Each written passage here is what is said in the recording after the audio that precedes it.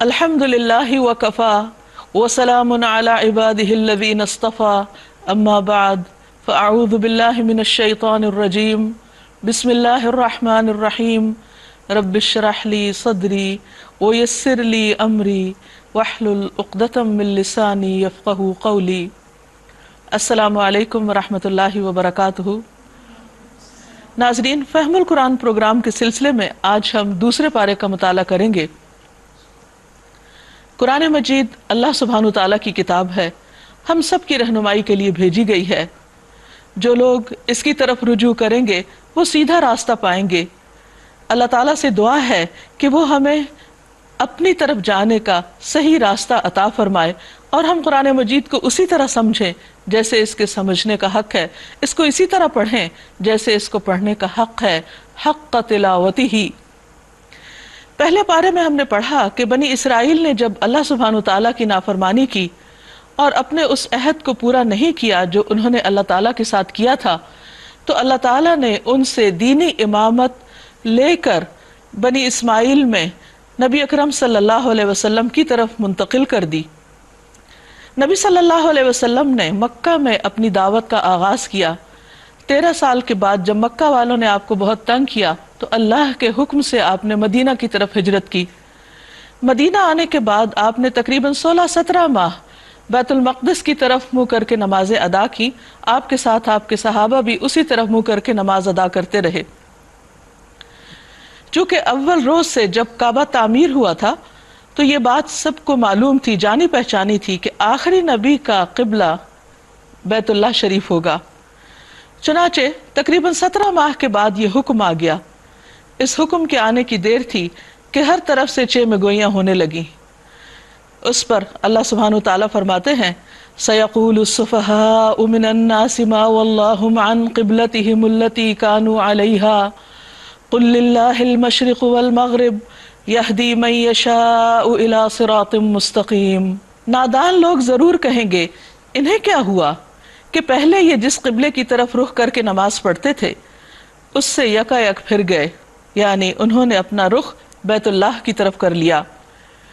اے نبی صلی اللہ علیہ وسلم، ان سے کہیے مشرق اور مغرب سب اللہ کے ہیں، اللہ جسے چاہتا ہے سیدھی راہ دکھا دیتا ہے۔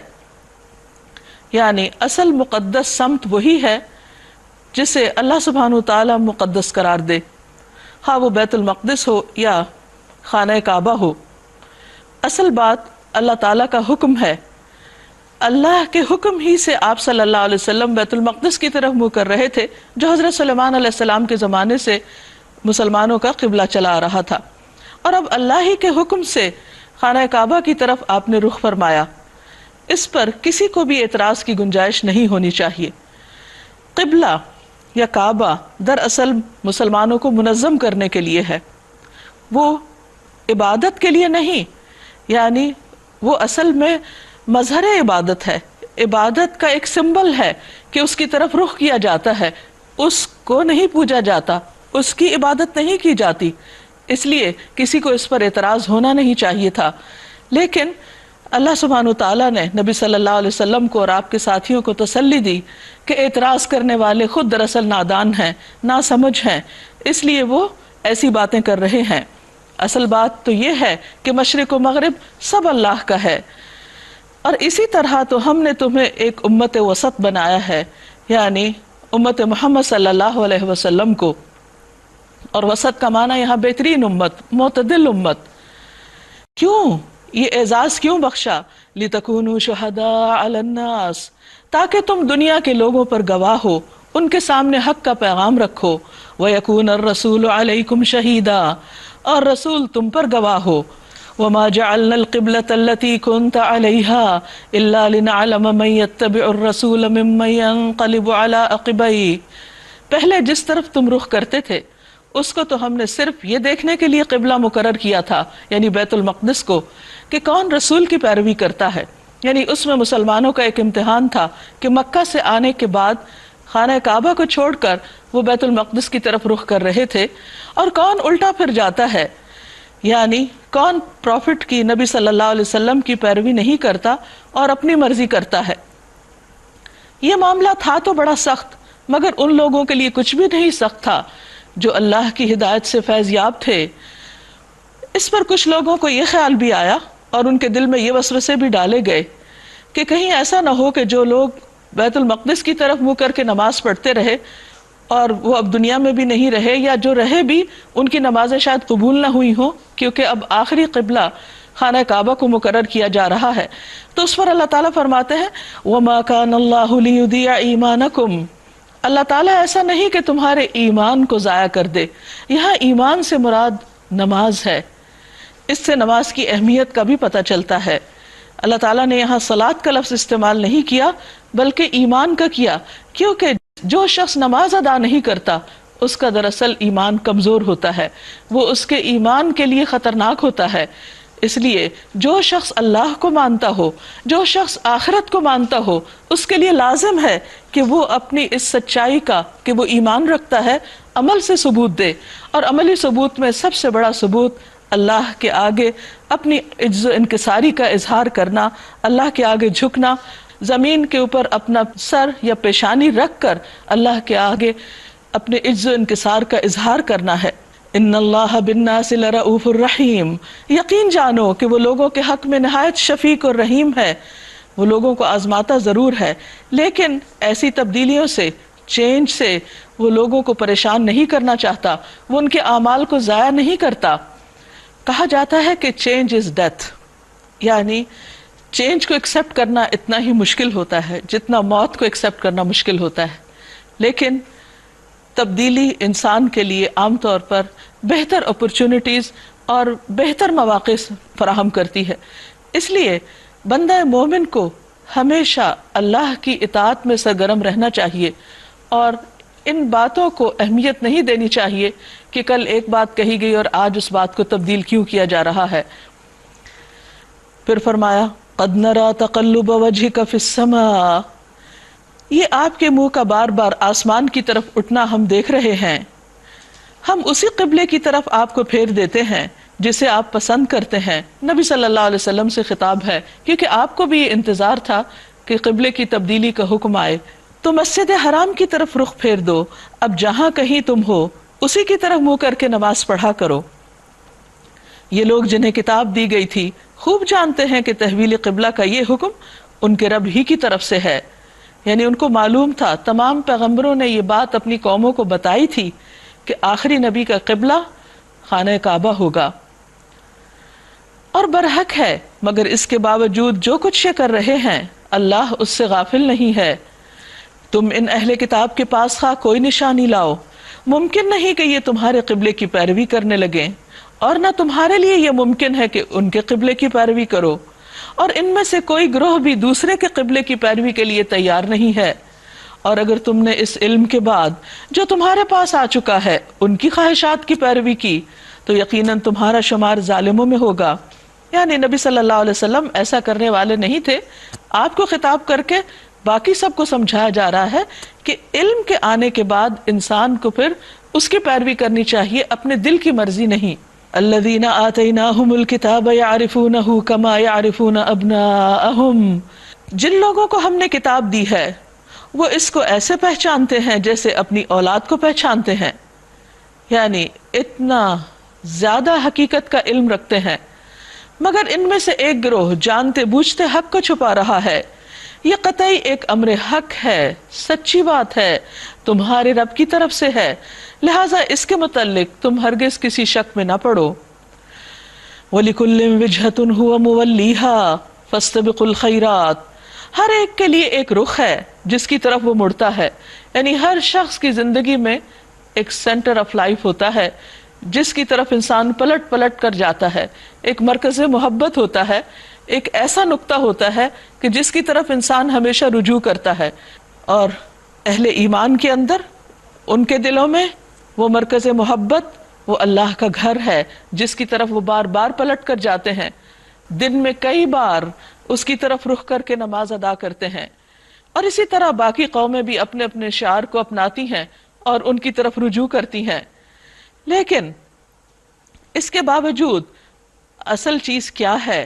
فَاسْتَبِقُوا الْخَيْرَاتِ، نیکیوں میں سبقت کرو، نیکیوں میں آگے بڑھو، یعنی سمبلز امپورٹنٹ ہیں، مگر ان سے زیادہ امپورٹنٹ اللہ تعالیٰ کی رضا ہے، اللہ کو خوش کرنا ہے، اور مومن کی توجہ اسی پر رہنی چاہیے۔ ظاہری چیزوں کی اپنی جگہ اہمیت، لیکن کسی بھی چیز کی اسپرٹ اور اس کی روح اور اس کے مقصد سے غافل نہیں ہونا چاہیے۔ فاستبقوا الخیرات، اور وہ مقصد کیا ہے ہم سب کا کہ ہم خیر اور بھلائی کے کاموں میں آگے بڑھیں، دوڑ لگائیں۔ اینما تکونوا یأتی بکم اللہ جمیعا، تم جہاں بھی ہوگے اللہ تمہیں پالے گا، اس کی قدرت سے کوئی چیز باہر نہیں ہے۔ تمہارا گزر جس مقام سے بھی ہو وہیں سے اپنا رخ نماز کے وقت مسجد حرام کی طرف پھیر دو۔ اب یہ حکم ہم سب کے لیے ہے کہ ہم دنیا میں کہیں بھی ٹریول کر رہے ہوں، کہیں پر بھی ہوں، کسی ملک، شہر، گاؤں، دیہات میں، زمین کے اوپر، فضا میں، زمین کے نیچے، کہیں بھی، نماز کے وقت ہمارا رخ، چہرہ مسجد الحرام کی طرف ہی ہونا چاہیے، قبلہ اسی کو بنانا چاہیے، یعنی اللہ کے گھر کو، کیونکہ یہ تمہارے رب کا بالکل برحق فیصلہ ہے۔ اور آپ دیکھیے کہ اس طرح سارے مسلمان دنیا بھر میں دن میں 5 مرتبہ ایک طرح سے ان کے اندر یونٹی پیدا ہو جاتی ہے، وہ اکٹھے ہو جاتے ہیں اس ایک مقصد کے لیے۔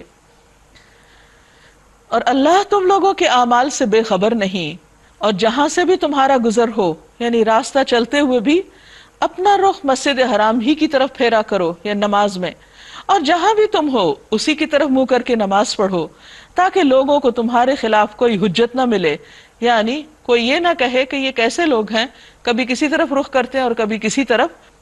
یہاں اس بات کو بھی دیکھیے کہ کسی بھی چیز کا تعلق اگر اس کے نیوکلیس کے ساتھ ہے، جیسے ایک سیل کا یا ایک ایٹم کا، تو اس کی زندگی برقرار رہتی ہے، اور اگر وہ ہل جائے، وہ اپنی جگہ چھوڑ جائے، وہ ٹوٹ جائے، تو ہر چیز بکھر کر رہ جاتی ہے۔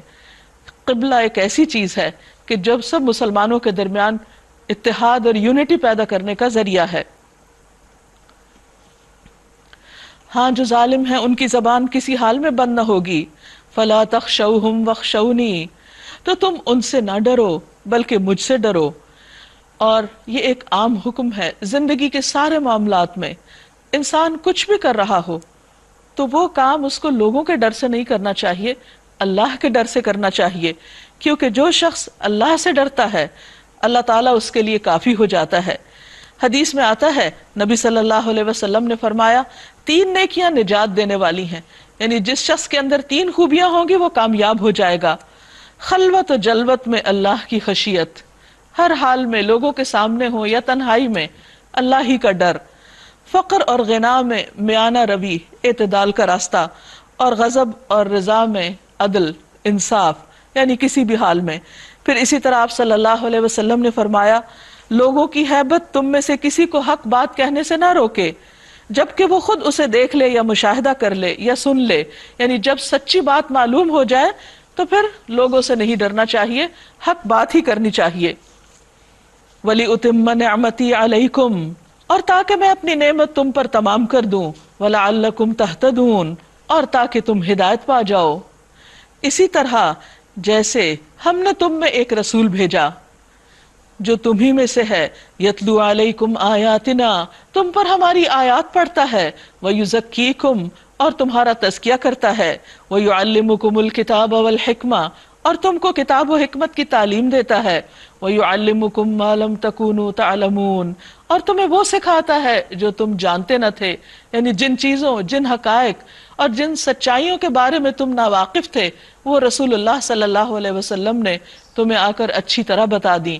اس لیے اللہ تعالیٰ کی اس نعمت پر اللہ کے شکر گزار ہو جاؤ۔ فَاذْكُرُونِي أَذْكُرْكُمْ وَاشْكُرُوا لِي وَلَا تَكْفُرُونَ، بس تم مجھے یاد کرو میں تمہیں یاد رکھوں گا، اور تم میرا شکر ادا کرتے رہو اور میری ناشکری نہ کرو۔ نبی صلی اللہ علیہ وسلم نے فرمایا اللہ تبارک و تعالیٰ فرماتے ہیں اے ابن آدم، جب تم اکیلے میں میرا ذکر کرتے ہو تو میں اکیلے میں تمہارا ذکر کرتا ہوں، اور جب تم میرا مجلس میں ذکر کرتے ہو تو میں تمہارا ذکر اس سے بہتر مجلس میں کرتا ہوں جس میں تم میرا ذکر کرتے ہو۔ اس لیے ہمیں ہر حال میں لوگوں کے بیچ میں بھی اور اکیلے بھی اللہ تعالیٰ کو یاد کرتے رہنا چاہیے۔ اسی طرح ایک اور حدیث میں آتا ہے رسول اللہ صلی اللہ علیہ وسلم نے فرمایا تم لوگ اللہ کی عظمت کا جو ذکر کرتے ہو یعنی سبحان اللہ، لا الہ الا اللہ اور الحمدللہ کے الفاظ کہتے ہو، وہ عرش کے ارد گرد چکر لگاتے رہتے ہیں. یعنی جب ہم یہاں سے ذکر کرتے ہیں تو وہ ذکر اوپر چڑھتا ہے اور عرش کے ارد گرد چکر لگاتے ہیں. ان کی ایسی بھن بھناہٹ ہوتی ہے جیسے شہد کی مکھیوں کی بھن بھناہٹ. وہ اپنے کہنے والے کا یعنی ذکر کرنے والے کا اللہ کے دربار میں ذکر کرتے ہیں. کیا تم نہیں چاہتے کہ اللہ کے دربار میں تمہارا ذکر ہوتا رہے؟ ہم میں سے کون نہ چاہے گا کہ ہمارا ذکر اللہ تعالیٰ کے ہاں ہو؟ تو جو اللہ کو یاد کرے گا اس کے لیے بہت بڑا انعام ہے کہ اللہ تعالیٰ اس کو یاد رکھیں گے. وَاشْكُرُوا لِي، اور تم میرا شکر ادا کرو. یعنی صرف ذکر نہیں، صرف زبانی بات ہی نہیں، بلکہ دل سے بھی اللہ تعالیٰ کی نعمتوں کا اعتراف کرو اور اس کی ناشکری نہ کرو.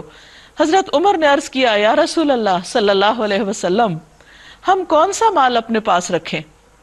یعنی کون سا مال زیادہ اچھا ہے کہ وہ ہم لے لیں؟ نبی صلی اللہ علیہ وسلم نے فرمایا، شکر گزار دل، ذکر کرنے والی زبان اور ایسی بیوی جو امور آخرت پر اس کی مدد کرنے والی ہو. یہ سب سے بڑا خزانہ ہے جو کسی انسان کے پاس ہو سکتا ہے.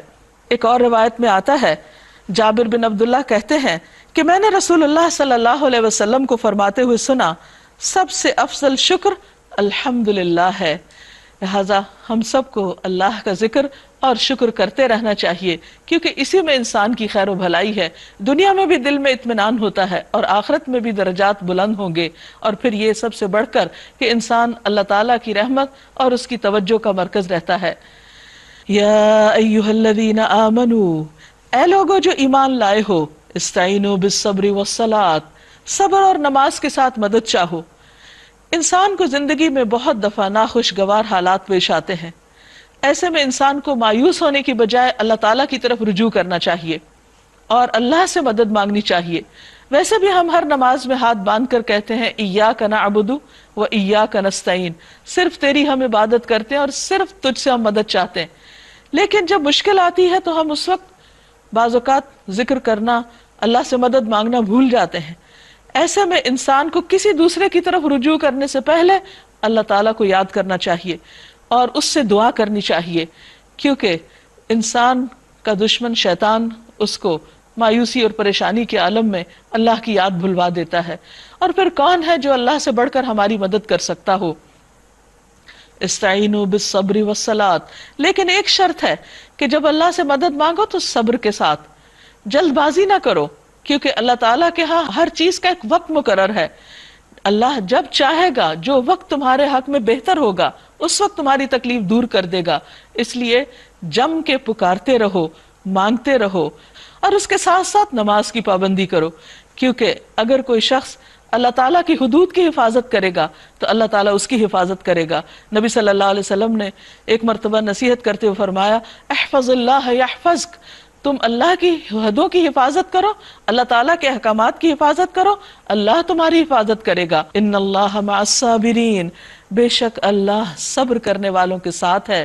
اور صبر کی سب سے اہم بات یہ ہے کہ انسان کسی بھی قسم کے نیگیٹو ری ایکشن سے بچے اور پورے کمپوزڈ طریقے سے اور بہت ہمبل، کام اور امن کے ساتھ اللہ تعالیٰ کو پکارتا رہے اور واویلا نہ کرے، چیخے چلائے نہیں، اپنے کپڑے نہ پھاڑے، اپنے بال نہ نوچے، اپنا گریبان نہ پھاڑے، اور صبر کے ساتھ ایک مہذب طریقے سے بار بار خاموشی کے ساتھ بھی اور بلند آواز سے بھی اپنے رب کو پکارتا رہے. انسان کو جب ایسی کیفیت نصیب ہو جائے تو پھر اسے یاد رکھنا چاہیے، یقین رکھنا چاہیے کہ اللہ کی مدد دور نہیں، اللہ صبر کرنے والوں کے ساتھ ہی ہوتا ہے، ان کا مددگار ہوتا ہے. انسان کو پہنچنے والی مشکلات اور مصائب میں سب سے بڑی مشکل اور مصیبت موت ہے. کسی بھی عزیز قریب انسان کی جدائی انسان پر بہت بھاری گزرتی ہے، کیونکہ یہ ایسا صدمہ ہوتا ہے جو ناقابل تلافی ہوتا ہے. مسلمان جب مدینہ میں آئے تو وہاں پر آ کر ان کی مشکلات کم نہ ہوئیں بلکہ اور بھی بڑھ گئیں. مکہ میں تو ستائے جاتے ہی تھے، لیکن مدینہ میں آ کر ان کے اوپر فوجی حملے ہونے لگے. ایسے میں جنگ بدر کے بعد جنگ احد میں خاص طور پر 70 کے قریب صحابہ شہید ہوئے. اب گھر گھر میں موت کا منظر تھا. اس پر لوگوں کی ہمتیں ٹوٹ رہی تھی. تو اللہ سبحانہ تعالیٰ نے اتنی خوبصورت آیت اتاری، وَلَا تَقُولُوا لِمَن يُقْتَلُ فِي سَبِيلِ اللَّهِ أَمْوَاتٌ، اور جو لوگ اللہ کی راہ میں مارے جائیں انہیں مردہ نہ کہو، ایسے لوگ تو حقیقت میں زندہ ہیں، بس وہ تمہارے پاس نہیں ورنہ یہاں سے زیادہ بہتر حالت میں ہیں، مگر تمہیں ان کی زندگی کا شعور نہیں ہوتا، یعنی وہ زندگی جو شہادت کے بعد نصیب ہوتی ہے دنیا کی زندگی جیسی نہیں ہوتی، وہ ایک اور زندگی ہے جس کے بارے میں ہمیں کچھ معلوم نہیں کہ اس کی حقیقت کیا ہے، کیونکہ انسان نے نہ وہ دیکھی اور نہ اس کا ایکسپیرینس کیا۔ اور ہم ضرور تمہیں خوف و خطر، فاقہ کشی، جان و مال کے نقصانات اور آمدنی کے گھاٹے میں مبتلا کر کے تمہاری آزمائش کریں گے۔ یہ اللہ تعالیٰ کا وعدہ ہے اور ایسا ضرور ہونا ہے کہ ہر انسان کی آزمائش کسی نہ کسی طرح سے ہوگی، ان پانچوں چیزوں میں یا ان میں سے کسی ایک چیز میں، یا جیسے اللہ جس کے لیے جو چاہے۔ لیکن چونکہ دنیا میں انسان آیا امتحان کے لیے ہے، اس لیے آزمائشیں تو آئیں گی، انسان اس کے لیے ذہنی طور پر تیار رہے۔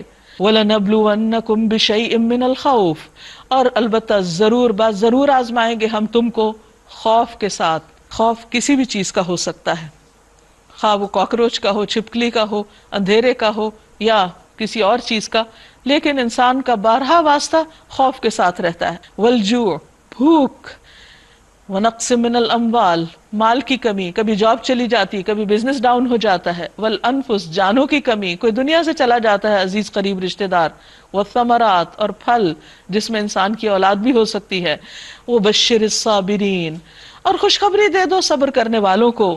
کون ہے یہ صابرین؟ جن کے ساتھ اللہ کی مدد ہوتی ہے۔ الذین اذا اصابتہم مصیبت، جب ان پر کوئی مصیبت آتی ہے، کوئی تکلیف آتی ہے، دکھ آتا ہے، قالو، وہ پکار اٹھتے ہیں، انا للہ و انا الیہ راجعون، بے شک ہم اللہ کے لیے ہیں اور اسی کی طرف لوٹ کر جانے والے ہیں۔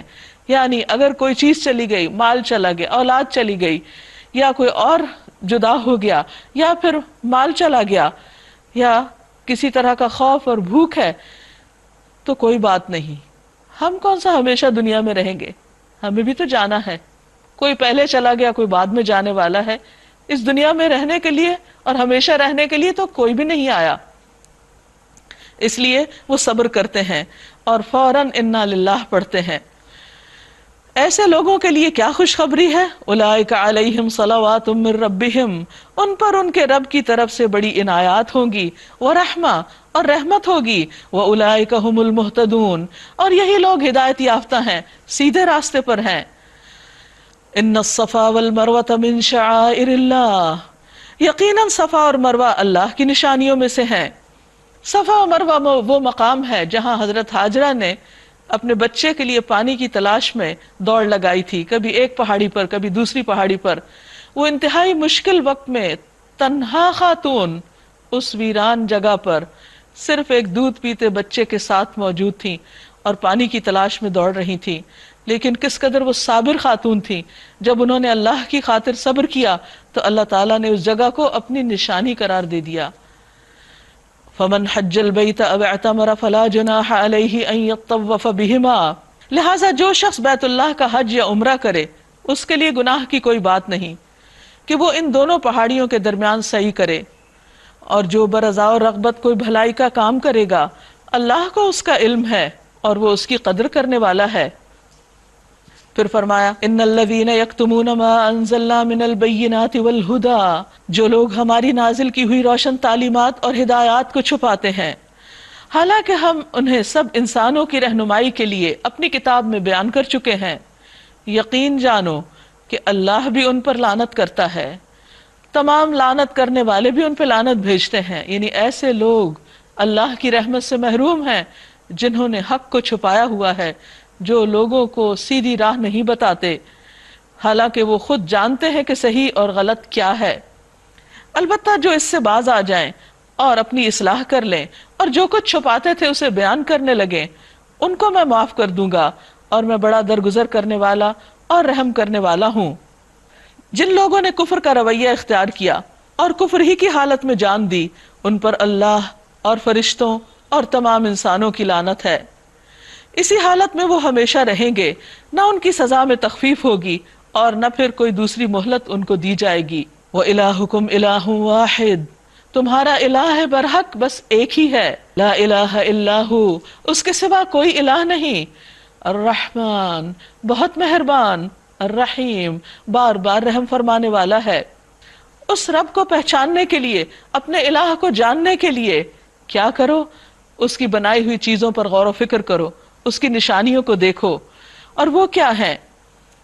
جو لوگ عقل سے کام لیتے ہیں ان کے لیے آسمانوں اور زمین کی ساخت میں، رات اور دن کے ایک دوسرے کے پیچھے آنے میں، ان کشتیوں میں جو انسان کے نفع کی چیزیں لیے ہوئے دریاؤں اور سمندروں میں چلتی پھرتی ہیں، بارش کے اس پانی میں جسے اللہ اوپر سے برساتا ہے، پھر اس کے ذریعے سے زندگی بخشتا ہے، اور اپنے اسی انتظام کی بدولت زمین میں ہر قسم کی جاندار مخلوق کو پھیلاتا ہے، یعنی زندگی وجود میں آتی ہے اس پانی کے ذریعے۔ ہواؤں کی گردش میں اور ان بادلوں میں جو آسمان اور زمین کے درمیان مسخر کر دیے گئے ہیں بے شمار نشانیاں ہیں، لیکن ان ساری نشانیوں کو دیکھ کر جان کر بھی بعض لوگوں کا حال کیا ہے؟ وَمِنَ النَّاسِ مَن يَتَّخِذُ مِن دُونِ اللَّهِ أَندَادًا، اللہ نے انداد بنانے سے منع کیا تھا، لیکن کچھ لوگ پھر بھی ان ساری نشانیوں کو دیکھ کر ایسے ہیں جو اللہ کے سوا دوسروں کو اس کا ہمسر اور مد مقابل بناتے ہیں۔ جنہوں نے کچھ بھی نہیں بنایا، جو کچھ بھی نہیں کر رہے، انہیں خدا کا مقام دے دیتے ہیں، انہیں الہ بنا دیتے ہیں، حالانکہ اس بات کو تو عقل بھی نہیں مانتی۔ وہ ان سے ایسی محبت کرتے ہیں جیسی محبت اللہ سے کرنی چاہیے، حالانکہ ایمان رکھنے والے لوگ سب سے بڑھ کر اللہ کو محبوب رکھتے ہیں۔ کاش جو کچھ عذاب کو سامنے دیکھ کر انہیں سوجنے والا ہے وہ آج ہی سوج جائے کہ ساری طاقتیں اور سارے اختیارات اللہ ہی کے قبضے میں ہیں، اور یہ کہ اللہ سزا دینے میں بہت سخت ہے۔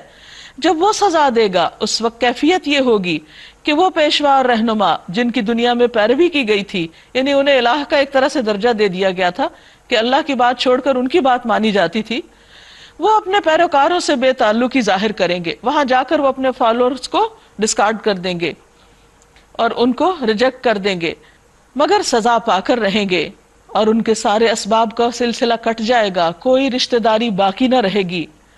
اور وہ لوگ جو دنیا میں ان کی پیروی کرتے تھے وہ کہیں گے کاش ہمیں ایک بار پھر موقع مل جائے تو جس طرح آج یہ ہم سے بیزاری ظاہر کر رہے ہیں ہم ان سے بیزار ہو کر دکھا دیتے۔ یوں اللہ ان لوگوں کے وہ اعمال جو یہ دنیا میں کر رہے ہیں ان کے سامنے اس طرح لائے گا کہ یہ حسرتوں اور پشیمانیوں کے ساتھ ہاتھ ملتے رہیں گے، مگر آگ سے نکلنے کی کوئی راہ نہ پائیں گے۔ اب یہاں سے اللہ سبحانہ وتعالیٰ اگلی آیات سے تمام انسانوں کو اور خاص طور پر اہل ایمان کو کچھ ہدایات دیتے ہیں۔ سب سے پہلا سبق کیا ہے کہ اپنے رب کو پہچانو، اس پر ایمان لاؤ، آخرت کو مانو، اور ایمان کے تقاضے پورے کرنے کے بعد پھر اللہ تعالیٰ نے جو احکامات دیے ہیں ان کو مانو، اس کی تعلیمات پر عمل کرو۔ اب دیکھیں گے ہم کہ کیا کیا احکامات ملتے ہیں۔ یا ایھا الناس کلوا مما فی الارض حلالا طیبا، کھانا پینا انسان کی ضرورت ہوتا ہے، کوئی بھی شخص کھائے پیے بغیر زندہ نہیں رہتا، اس لیے پہلا حکم کھانے پینے کے بارے میں کہ اپنی غذا ٹھیک کر لو، حلال اور طیب کھاؤ۔ لوگوں زمین میں جو حلال اور پاک چیزیں ہیں انہیں کھاؤ۔ ہمارے دین میں صحیح غذا کھانا بھی عبادت ہے، اور غلط غذا کھا کر اپنے آپ کو نقصان دینا یہ قابل مواخذہ ہے، کیونکہ اللہ تعالیٰ نے انسان کو ایک اچھا صحت مند جسم دیا ہے، لیکن جب انسان کی غذا درست نہیں ہوتی تو جسم عام طور پر بیمار رہتا ہے۔ اس لیے صحیح طور پر اللہ کی عبادت کے لیے ضروری ہے کہ انسان حلال کھائے، پاکیزہ کھائے، اور شیطان کے بتائے ہوئے راستوں پر نہ چلو، وہ تمہارا کھلا دشمن ہے، تمہیں بدی اور فحش کا حکم دیتا ہے، اور یہ سکھاتا ہے کہ تم اللہ کے نام پر وہ باتیں کہو جن کا تمہیں علم نہیں ہے کہ وہ اللہ نے دی ہوئی ہیں۔ ان سے جب کہا جاتا ہے کہ اللہ نے جو احکام نازل کیے ہیں ان کی پیروی کرو، یعنی اللہ تعالیٰ کے حکم کی پیروی کرو، تو جواب دیتے ہیں کہ ہم تو اسی طریقے کی پیروی کریں گے جس پر ہم نے اپنے باپ دادا کو پایا ہے۔ یعنی بہت سے لوگوں کے سامنے جب دین کی بات کی جاتی ہے تو کہتے ہیں ہمارے ہاں ایسا نہیں ہوتا، ہمارے آباء و اجداد ایسا نہیں کرتے، حالانکہ آباء و اجداد کا طریقہ کوئی دلیل نہیں ہے۔ ہم سب کے لیے ہدایت کا معیار کیا ہے؟ کتاب و سنت، جو اللہ تعالیٰ نے اتارا اور جو نبی صلی اللہ علیہ وسلم نے ہمیں کر کے دکھایا، ہم سے اس کے بارے میں پوچھا جائے گا۔ باپ دادا کیا کرتے تھے؟ اس کے بارے میں ہم سے سوال نہیں کیا جائے گا. پیچھے بھی ہم نے پڑھا کہ تلک امۃ قد خلت لہا ما کسبت ولکم ما کسبتم، وہ ایک امت تھی گزر چکی، ان کے لیے وہ جو انہوں نے کام کیے اور تمہارے لیے وہ جو تم کر رہے ہو. تو ہر شخص اپنے اعمال کا ذمہ دار ہے، باپ دادا کے اعمال حجت نہیں. پھر اللہ تعالیٰ فرماتے ہیں اچھا اگر ان کے باپ دادا نے عقل سے کچھ بھی کام نہ لیا ہو اور راہ راست نہ پائی ہو تو کیا پھر بھی یہ انہی کی پیروی کیے چلے جائیں گے؟ یہ لوگ جنہوں نے خدا کے بتائے ہوئے طریقے پر چلنے سے انکار کر دیا ہے، ان کی حالت بالکل ایسی ہے جیسے چرواہا جانوروں کو پکارتا ہے. وہ ہانک پکار کی صدا کے سوا کچھ نہیں سنتے، یعنی انہیں سمجھ کچھ نہیں آتا، بس ایک آواز آ رہی ہوتی ہے. اسی طرح کچھ لوگ اللہ کی بات کو بس ایک آواز کے طور پر سنتے ہیں، بات ان کے اندر نہیں جاتی. صم بکم عمی فہم لا یعقلون، یہ بہرے ہیں، گنگے ہیں، اندھے ہیں، اس لیے کوئی بات ان کی سمجھ میں نہیں آتی. یا ایھا الذین آمنوا، اے لوگو جو ایمان لائے ہو، اگر تم حقیقت میں اللہ ہی کی بندگی کرنے والے ہو تو جو پاک چیزیں ہم نے تمہیں بخشی ہیں انہیں بے تکلف کھاؤ اور اللہ کا شکر ادا کرو. یعنی اللہ تعالیٰ انسان کی بنیادی ضروریات کو پورا کرنے سے منع نہیں کرتا، کھانے پینے سے نہیں روکتا، لیکن پھر طیبات کی بات ہوئی، پاکیزہ چیزوں کی، حلال رزق کی. حضرت جابر فرماتے ہیں کہ رسول اللہ صلی اللہ علیہ وسلم نے فرمایا رزق حاصل ہونے میں تاخیر کی وجہ سے مایوس نہ ہو، کیونکہ مرتے دم تک بندے کے نصیب کا جو رزق ہے اس تک پہنچ کر رہے گا. اس لیے میانہ روی کے ساتھ رزق کی تلاش میں رہو، حلال روزی حاصل کرو اور حرام چھوڑ دو. یہ ہمارے دین کا پہلا مطالبہ ہے ہم سے. اور جب کھا پی لو واشکروا للہ، تو اللہ کا شکر ادا کرو جس نے تمہیں یہ نعمت دی ہے. اور یہ سب کیا ہے؟ اس کی عبادت کا حصہ. ان کنتم ایاہ تعبدون، اگر تم اسی کی عبادت کرتے ہو جو ہم ہر روز کہتے ہیں دن میں کئی بار، ایاک نعبد و ایاک نستعین. اگر واقعی اس کی عبادت کرتے ہو تو پھر کھاؤ پیو اور شکر ادا کرو، یہ سراسر عبادت ہے. انما حرم علیکم المیتہ، کیا نہیں کھانا؟ اب وہ بتا دیا گیا. بے شک اس نے تم پر حرام کیا مردار اور خون اور خنزیر کا گوشت، اور جس پر اللہ کے سوا کسی اور کا نام پکارا جائے وہ بھی مردار اور خون خنزیر کی طرح حرام ہو جاتا ہے، غیر اللہ کے نام کی نظر و نیاز. ہاں جو شخص مجبوری کی حالت میں ہو وہ ان میں سے کوئی چیز کھا لے بغیر اس کے کہ وہ قانون شکنی کا ارادہ رکھتا ہو یا حد سے تجاوز کرے تو اس پر کچھ گناہ نہیں، اللہ بخشنے والا اور رحم کرنے والا ہے. حق یہ ہے کہ جو لوگ ان احکام کو چھپاتے ہیں جو اللہ نے اپنی کتاب میں نازل کیے ہیں اور تھوڑے سے دنیاوی فائدوں پر انہیں بھیٹ چڑھاتے ہیں، وہ دراصل اپنے پیٹ آگ سے بھر رہے ہیں. قیامت کے روز اللہ ان سے ہرگز بات نہ کرے گا، نہ انہیں پاکیزہ ٹھہرائے گا، اور ان کے لیے دردناک سزا ہے. یہ وہ لوگ ہیں جنہوں نے ہدایت کے بدلے گمراہی خریدی اور مغفرت کے بدلے عذاب مول لیا. کیسا عجیب ہے ان کا حوصلہ کہ جہنم کا عذاب برداشت کرنے کے لیے تیار ہیں. یہ سب کچھ اس وجہ سے ہوا کہ اللہ نے تو ٹھیک ٹھیک حق کے مطابق کتاب نازل کی تھی، مگر جن لوگوں نے کتاب میں اختلافات نکالے وہ اپنے جھگڑوں میں حق سے بہت دور نکل گئے ہیں. نیکی یہ نہیں کہ تم نے اپنے چہرے مشرق کی طرف کر لیے یا مغرب کی طرف کر لیے، بلکہ نیکی یہ ہے کہ آدمی اللہ کو اور یوم آخر اور ملائکہ کو اور اللہ کی نازل کی ہوئی کتاب اور اس کے پیغمبر کو دل سے مانے.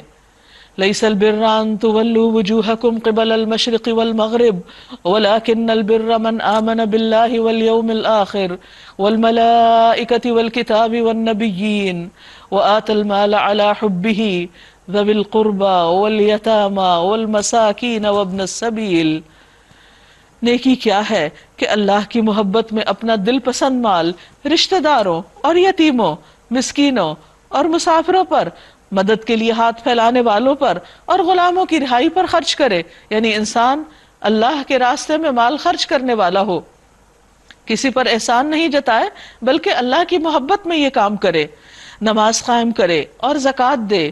اور نیک لوگ وہ ہیں جب عہد کریں تو اسے وفا کریں، تنگی اور مصیبت کے وقت میں اور جنگ میں صبر کریں.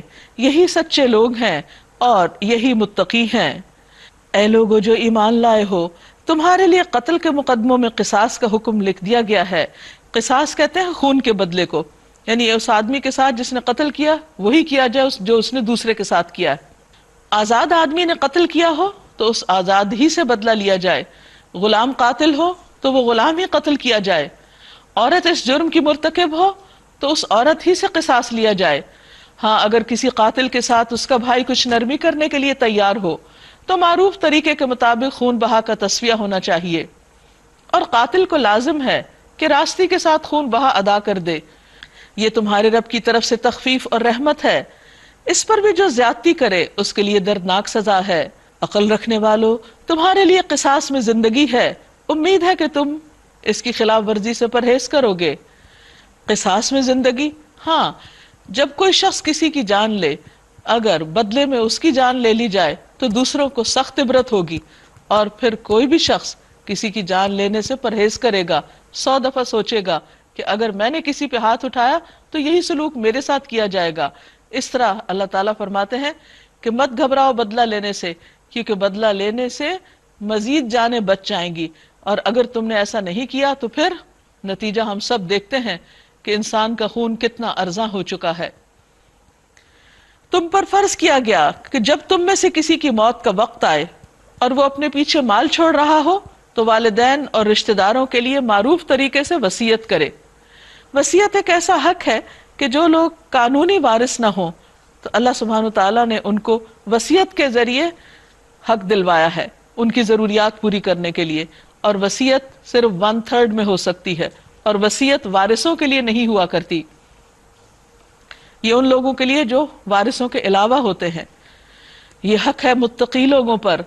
پھر جنہوں نے وصیت سنی اور بعد میں اسے بدل ڈالا تو اس کا گناہ ان بدلنے والوں پر ہوگا. یعنی وصیت کے مطابق ہی فیصلے ہونے چاہیے، اپنی مرضی سے اس کو تبدیل نہیں کیا جا سکتا.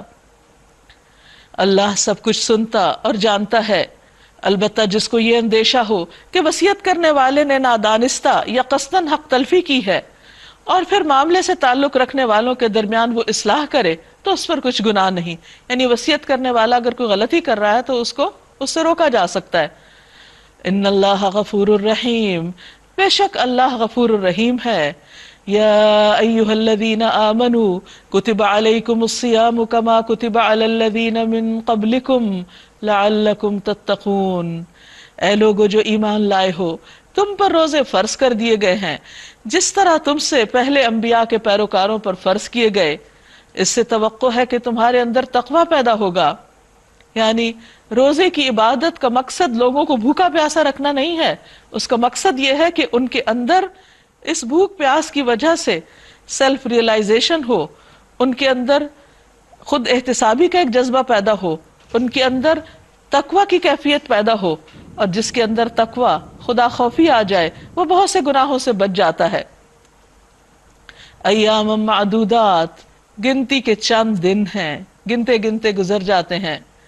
اگر تم میں سے کوئی بیمار ہو یا سفر پر ہو تو دوسرے دنوں میں اتنی ہی تعداد پوری کر لے. اور جو لوگ روزہ رکھنے کی قدرت رکھتے ہوں پھر نہ رکھیں تو وہ فدیہ دیں. یہ شروع میں حکم تھا، بعد میں منسوخ کر دیا گیا. ایک روزے کا فدیہ ایک مسکین کو کھانا کھلانا ہے. اور جو اپنی خوشی سے کچھ زیادہ بھلائی کرے تو یہ اسی کے لیے بہتر ہے. لیکن اگر تم سمجھو تو تمہارے حق میں اچھا یہی ہے کہ روزہ رکھو. یعنی چھوٹی موٹی بات پر روزہ چھوڑنا نہیں چاہیے، کیونکہ ایک دن کا روزہ جو انسان اللہ کی خاطر رکھتا ہے، اللہ کے راستے میں رکھتا ہے، وہ انسان کو جہنم سے 70 سال دور کر دیتا ہے. شہر رمضان الذی انزل فیہ القرآن، رمضان وہ مہینہ ہے جس میں قرآن اتارا گیا. ھدی للناس، سارے انسانوں کی ہدایت کے لیے، صرف مسلمانوں کے لیے نہیں. وبینات من الہدی والفرقان، اور اس میں روشن نشانیاں ہیں ہدایت کی اور حق و باطل کا فرق کرنے والی ہے یہ کتاب. تو جو کوئی تم میں سے اس مہینے کو پائے اسے چاہیے کہ روزہ رکھے، مگر جو مریض ہو یا مسافر ہو تو وہ دوسرے دنوں سے گنتی پوری کر لے. اللہ تمہارے لیے آسانی چاہتا ہے اور وہ تمہارے لیے تنگی نہیں چاہتا. یعنی سفر کی حالت میں روزہ یا بیماری کی حالت میں روزہ تکلیف کا باعث ہو سکتا ہے، تو اللہ تعالیٰ نے سہولت دے دی، رخصت دے دی. یہی اس دین کی خوبصورتی ہے. اور تاکہ تم گنتی پوری کرو، یعنی جتنے دن روزہ چھوڑو بعد میں پورا رکھو. اور تاکہ تم اللہ کی بڑائی بیان کرو اس پر جو اس نے ہدایت تم کو عطا کی، اور تاکہ تم شکر گزار بن جاؤ، کیونکہ انسان کو جب ہدایت ملتی ہے اور انسان کو اللہ تعالیٰ کی طرف سے رخصتیں ملتی ہیں تو انسان کے اندر ایک خاص قسم کی کیفیت پیدا ہوتی ہے جس میں اللہ کی بڑائی کا احساس بھی ہوتا ہے اور دوسری طرف شکر گزاری بھی ہوتی، کیونکہ انسان جہاں اللہ تعالیٰ کے احکامات پر عمل کرنے کو انجوائے کرتا ہے وہاں اس کی رخصت پر بھی خوش ہوتا ہے۔ وَإِذَا سَأَلَكَ عِبَادِي عَنِّي فَإِنِّي قَرِيبٌ، اور میرے بندے اگر تم سے میرے بارے میں پوچھیں تو ان کو بتا دو کہ بے شک میں قریب ہوں، اللہ اپنے بندے کے بہت قریب ہے۔ قرآن مجید میں آتا ہے نحن اقرب الیہ من حبل الورید، ہم شہ رگ سے بھی زیادہ اس کے قریب ہیں۔ اجیب دعوت الداعی اذا دعان، میں جواب دیتا ہوں پکارنے والے کی پکار کا جب بھی وہ مجھے پکارتا ہے۔ انسان جہاں بھی اپنے رب کو پکارتا ہے رب اس کی پکار سنتا ہے، چاہے دل ہی دل میں پکارے، چپ کے پکارے، آہستہ آہستہ سرگوشیاں کرے کہ کسی دوسرے شخص کو کچھ معلوم نہ ہو کہ بندہ اپنے رب سے کیا فریادیں کر رہا ہے، رب اس کی اس حالت کو جانتا ہے۔ رسول اللہ صلی اللہ علیہ وسلم نے فرمایا اللہ کے نزدیک دعا سے زیادہ کوئی چیز معزز نہیں، اور رسول اللہ صلی اللہ علیہ وسلم نے فرمایا اللہ تعالیٰ سے دعا کیا کرو اس حال میں کہ تمہیں اس کی قبولیت کا یقین ہو، جان لو کہ اللہ غافل دل کی دعا نہیں قبول کرتا۔ اور آپ صلی اللہ علیہ وسلم نے فرمایا لوگوں میں سے عاجز وہ ہے جو دعا کرنے میں عاجز ہے، لیکن جو شخص یہ چاہتا ہے کہ اس کی دعا قبول کی جائے تو وہ کیا کرے، فَلْيَسْتَجِيبُوا لِي، انہیں چاہیے کہ وہ بھی میری بات مانے، یعنی اللہ کی اطاعت کرے، فرما برداری کے کام کرے، وَلْيُؤْمِنُوا بِي، اور چاہیے کہ مجھ پر ایمان لائیں، لَعَلَّهُمْ يَرْشُدُونَ، شاید کہ وہ راہ راست پالیں۔ أُحِلَّ لَكُمْ لَيْلَةَ الصِّيَامِ الرَّفَثُ إِلَىٰ نِسَائِكُمْ، روزے کی حالت میں دن میں تو بیوی کے پاس جانے کی اجازت نہیں، لیکن فرمایا تمہارے لیے روزوں کے زمانے میں راتوں کو اپنی بیویوں کے پاس جانا حلال کر دیا گیا ہے، وہ تمہارے لیے لباس ہیں اور تم ان کے لیے لباس ہو، وہ تمہارا ستر تم ان کا ستر، تم ان کے عیب مت کھولو وہ تمہارے عیب نہ کھولیں، تم ان کی عزت وہ تمہاری عزت، تم ان کے لیے کمفرٹ کا ذریعہ وہ تمہارے لیے کمفرٹ کا ذریعہ، دونوں کو ایک دوسرے کے لیے لباس قرار دیا گیا۔ جس طرح لباس اور جسم ساتھ ساتھ ہوتا ہے ایسے ہی شوہر اور بیوی کا تعلق ہونا چاہیے کہ ان کے درمیان کوئی اجنبیت نہ ہو، ان کے درمیان کوئی ایسی فیلنگ نہ ہو کہ جس میں ایک دوسرے کے ساتھ نفرت پائی جاتی ہو، بلکہ دونوں ایک دوسرے سے بہترین انڈرسٹینڈنگ رکھنے والے ہوں۔ یہ لباس کہہ کر اللہ سبحانہ وتعالیٰ نے اس رشتے کو بہت ہی خوبصورت انداز میں بیان کر دیا۔ اب یہ انسان کا کام ہے کہ وہ غور کرتا رہے کہ لباس سے انسان کو کیسے کیسے فائدے حاصل ہوتے ہیں، لیکن دونوں ایک دوسرے کے رازدار ہیں، وہ ان رازوں کو کھولے نہیں، وہ ایک دوسرے کو رسوا نہ کریں، وہ ایک دوسرے کے لیے کیئرنگ ہوں، لونگ ہوں۔ علم اللہ انکم کنتم تختانون انفسکم، اللہ کو معلوم ہو گیا کہ تم لوگ چپ کے اپنے آپ سے خیانت کر رہے تھے، یعنی جب تک واضح حکم نہیں تھا تو لوگ شک کے ساتھ یہ تعلق قائم کرتے تھے، مگر اس نے تمہارا قصور معاف کر دیا اور تم سے درگزر فرمایا، اب تم اپنی بیویوں کے ساتھ شب باشی کرو اور جو لطف اللہ نے تمہارے لیے حلال کر دیا، جائز کر دیا، اسے حاصل کرو، نیز راتوں کو کھاؤ پیو، یعنی روزہ دن کا ہوتا ہے رات کا نہیں، یہاں تک کہ سیاہی شب کی دھاری سے سفید صبح کی دھاری تمہیں نمایاں نظر آ جائے، تب یہ سب کام چھوڑ کر رات تک اپنا روزہ پورا کرو، یعنی کھانا پینا اور بیویوں سے تعلق۔ وَلَا تُبَاشِرُوهُنَّ وَأَنْتُمْ عَاقِفُونَ فِي الْمَسَاجِدِ، اور جب تم مسجدوں میں اعتکاف کی حالت میں ہو تو بیویوں سے مباشرت نہ کرو، یہ اللہ کی باندھی ہوئی حدیں ہیں، ان کے قریب نہ پھٹکنا۔ اس طرح اللہ اپنے احکام لوگوں کے لیے بصراحت بیان کرتا ہے تاکہ وہ بچ جائیں۔ وَلَا تَأْكُلُوا أَمْوَالَكُمْ بَيْنَكُمْ بِالْبَاطِلِ، اور تم لوگ نہ تو آپس میں ایک دوسرے کے مال ناروا طریقے سے کھاؤ اور نہ حاکموں کے آگے ان کو اس غرض کے لیے پیش کرو، یعنی رشوت دے کر کہ تمہیں دوسروں کے مال کا کوئی حصہ ظالمانہ طریقے سے کھانے کا موقع مل جائے، یعنی اس طریقے سے فیصلوں کو مت بدلواؤ عدالتوں میں کہ تم غاصبانہ طور پر اوروں کی پراپرٹیز پر قبضہ کر پاؤ۔ جب انسان روزہ رکھتا ہے تو اللہ کے حکم سے حلال چھوڑ دیتا ہے تو اس کے لیے اجازت نہیں کہ پھر وہ حرام رزق کی طرف بڑھے، یا حرام طریقے سے، غلط طریقے سے، باطل طریقے سے دوسروں کا مال ہتھیائے۔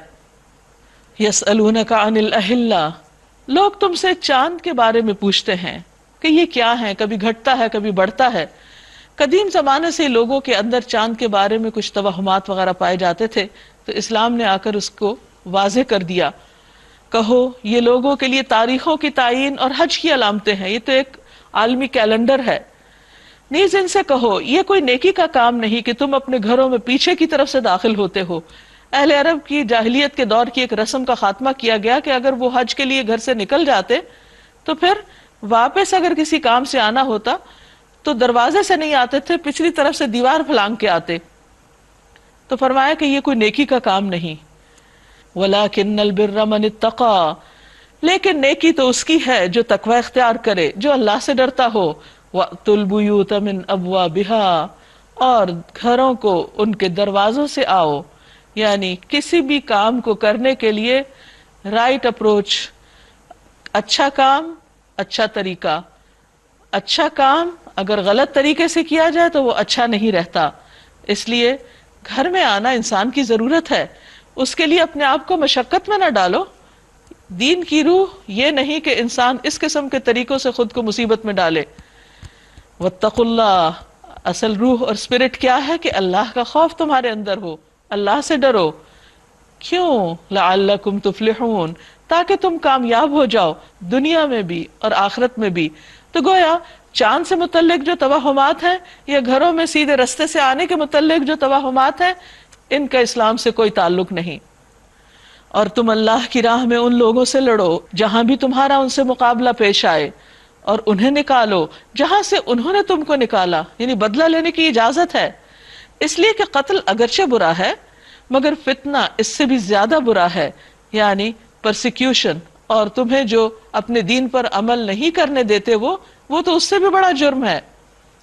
اور مسجد حرام کے قریب جب تک وہ تم سے نہ لڑیں تم بھی نہ لڑو، مگر ہاں جب وہ وہاں لڑنے سے نہ چوکیں تو تم بھی بے تکلف انہیں مارو، کہ ایسے لوگوں کی یہی سزا ہے، یہی جزا ہے، یہی بدلہ ہے کافروں کا۔ فَإِنِ انْتَهَوْا، پھر اگر وہ باز آ جائیں، فَإِنَّ اللَّهَ غَفُورٌ الرحیم، تو بے شک اللہ غفور الرحیم ہے، یعنی اللہ تعالیٰ کسی بھی انسان سے نفرت نہیں کرتا، اللہ تعالیٰ کسی کو سزا دے کر خوش نہیں ہوتا۔ اگر کوئی شخص ظلم اور زیادتی چھوڑ دے، ڈینائل کی روش چھوڑ دے، تو اللہ تعالیٰ اس پر بھی مہربان ہو جاتا ہے۔ حدیث میں آتا ہے التائب من الذنب کمن لا ذنب لہ، گناہ سے توبہ کر لینے والا ایسا ہے جیسے اس نے کبھی گناہ کیا ہی نہ ہو، خواہ کسی کا گناہ اور قصور کتنا بھی بڑا کیوں نہ ہو، اللہ تعالیٰ معاف کرنے والا ہے۔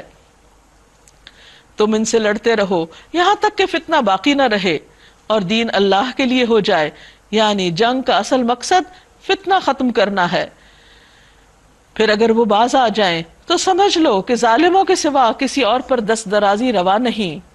ماہ حرام کا بدلہ ماہ حرام ہی ہے اور تمام حرمتوں کا لحاظ برابری کے ساتھ ہوگا، لہٰذا جو تم پر دست درازی کرے تم بھی اسی طرح اس پر دست درازی کرو، البتہ اللہ سے ڈرتے رہو اور یہ جان رکھو کہ اللہ انہی لوگوں کے ساتھ ہے جو تقوی اختیار کرتے ہیں۔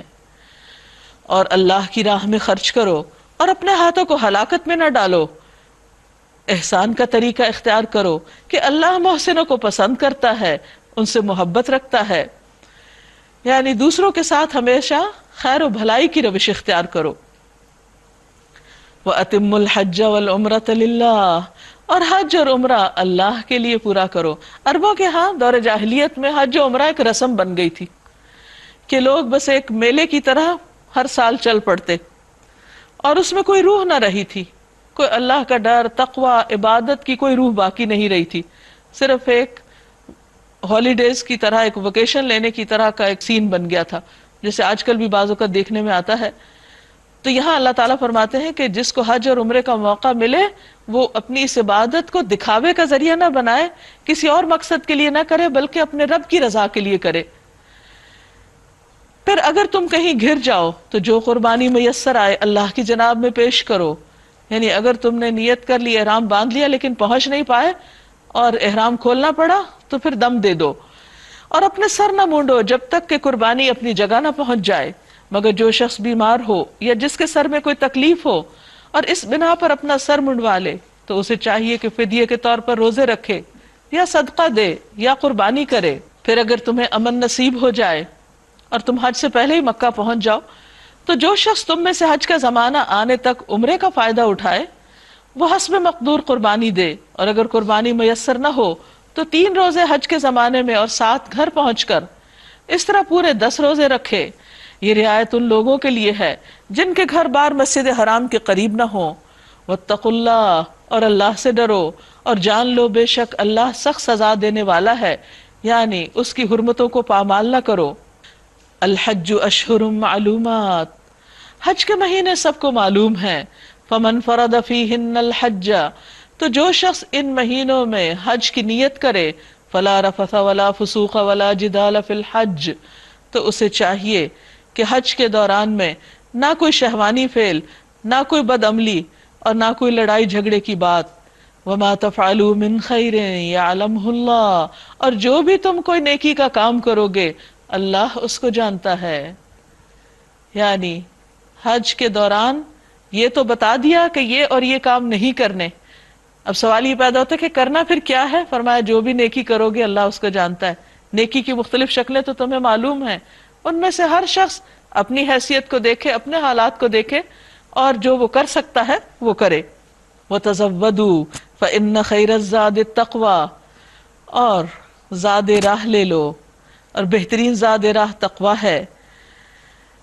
یعنی حج پر جاتے وقت سامان تو انسان خوب اکٹھا کر لیتا ہے، یہ بھی ضرورت ہوگی، یہ بھی ضرورت ہوگی، پیسے بھی رکھ لیتے ہیں، یہ کہیں ضرورت نہ پڑے، آخر دم تک گھر سے نکلنے تک انسان چیزیں سمیٹ رہا ہوتا ہے، لیکن اصل اسپرٹ پھر بھول جاتا ہے، اصل مقصد بھول جاتا ہے۔ تو اللہ تعالیٰ فرماتے ہیں کہ ٹھیک ہے ضرورت کا سامان تم لے جاؤ، منع نہیں ہے، کیونکہ انسان بہرحال اسے کھانا بھی چاہیے، اسے رہنا بھی ہے کہیں، اسے کپڑے لباس باقی چیزیں بھی چاہیے۔ اسلام اس کی ممانعت نہیں کرتا کہ انسان اپنی دنیا کی ضروریات پوری نہ کرے، لیکن وہ ہمیشہ یاد دلاتا ہے کہ تقوی، اللہ کا ڈر، شعوری قسم کا حج پوری اسپرٹ کے ساتھ اور ہر موقع پر۔ ابو سعید خدری سے مروی ہے کہ ان کے پاس ایک آدمی آیا، اس نے کہا مجھے کوئی وصیت کیجئے۔ انہوں نے کہا کہ تم نے مجھ سے وہی مطالبہ کیا جو میں نے تم سے پہلے رسول اللہ صلی اللہ علیہ وسلم سے کیا۔ میں تمہیں اللہ کے تقوی کی وصیت کرتا ہوں، کیونکہ وہ ہر چیز کا نچوڑ ہے، یعنی ہر طرح کی خیر و بھلائی تقوی سے حاصل ہوتی ہے۔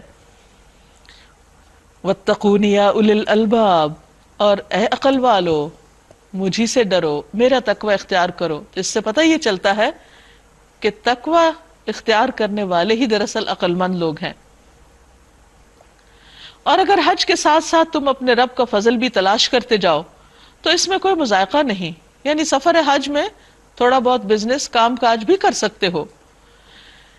پھر جب عرفات سے چلو تو مشعر حرام مزدلفہ کے پاس ٹھہر کر اللہ کو یاد کرو، اور اس طرح یاد کرو جس کی اس نے تمہیں ہدایت دی ہے، یعنی اللہ کو یاد کرنے کے خود ساختہ طریقے نہ نکالو، اللہ کی بتائی ہوئی رہنمائی کے مطابق اس کو یاد کرو، کیونکہ اس کی پسند کے مطابق اگر کام نہیں کیا تو اس کے ہاں قبول نہیں ہوگا۔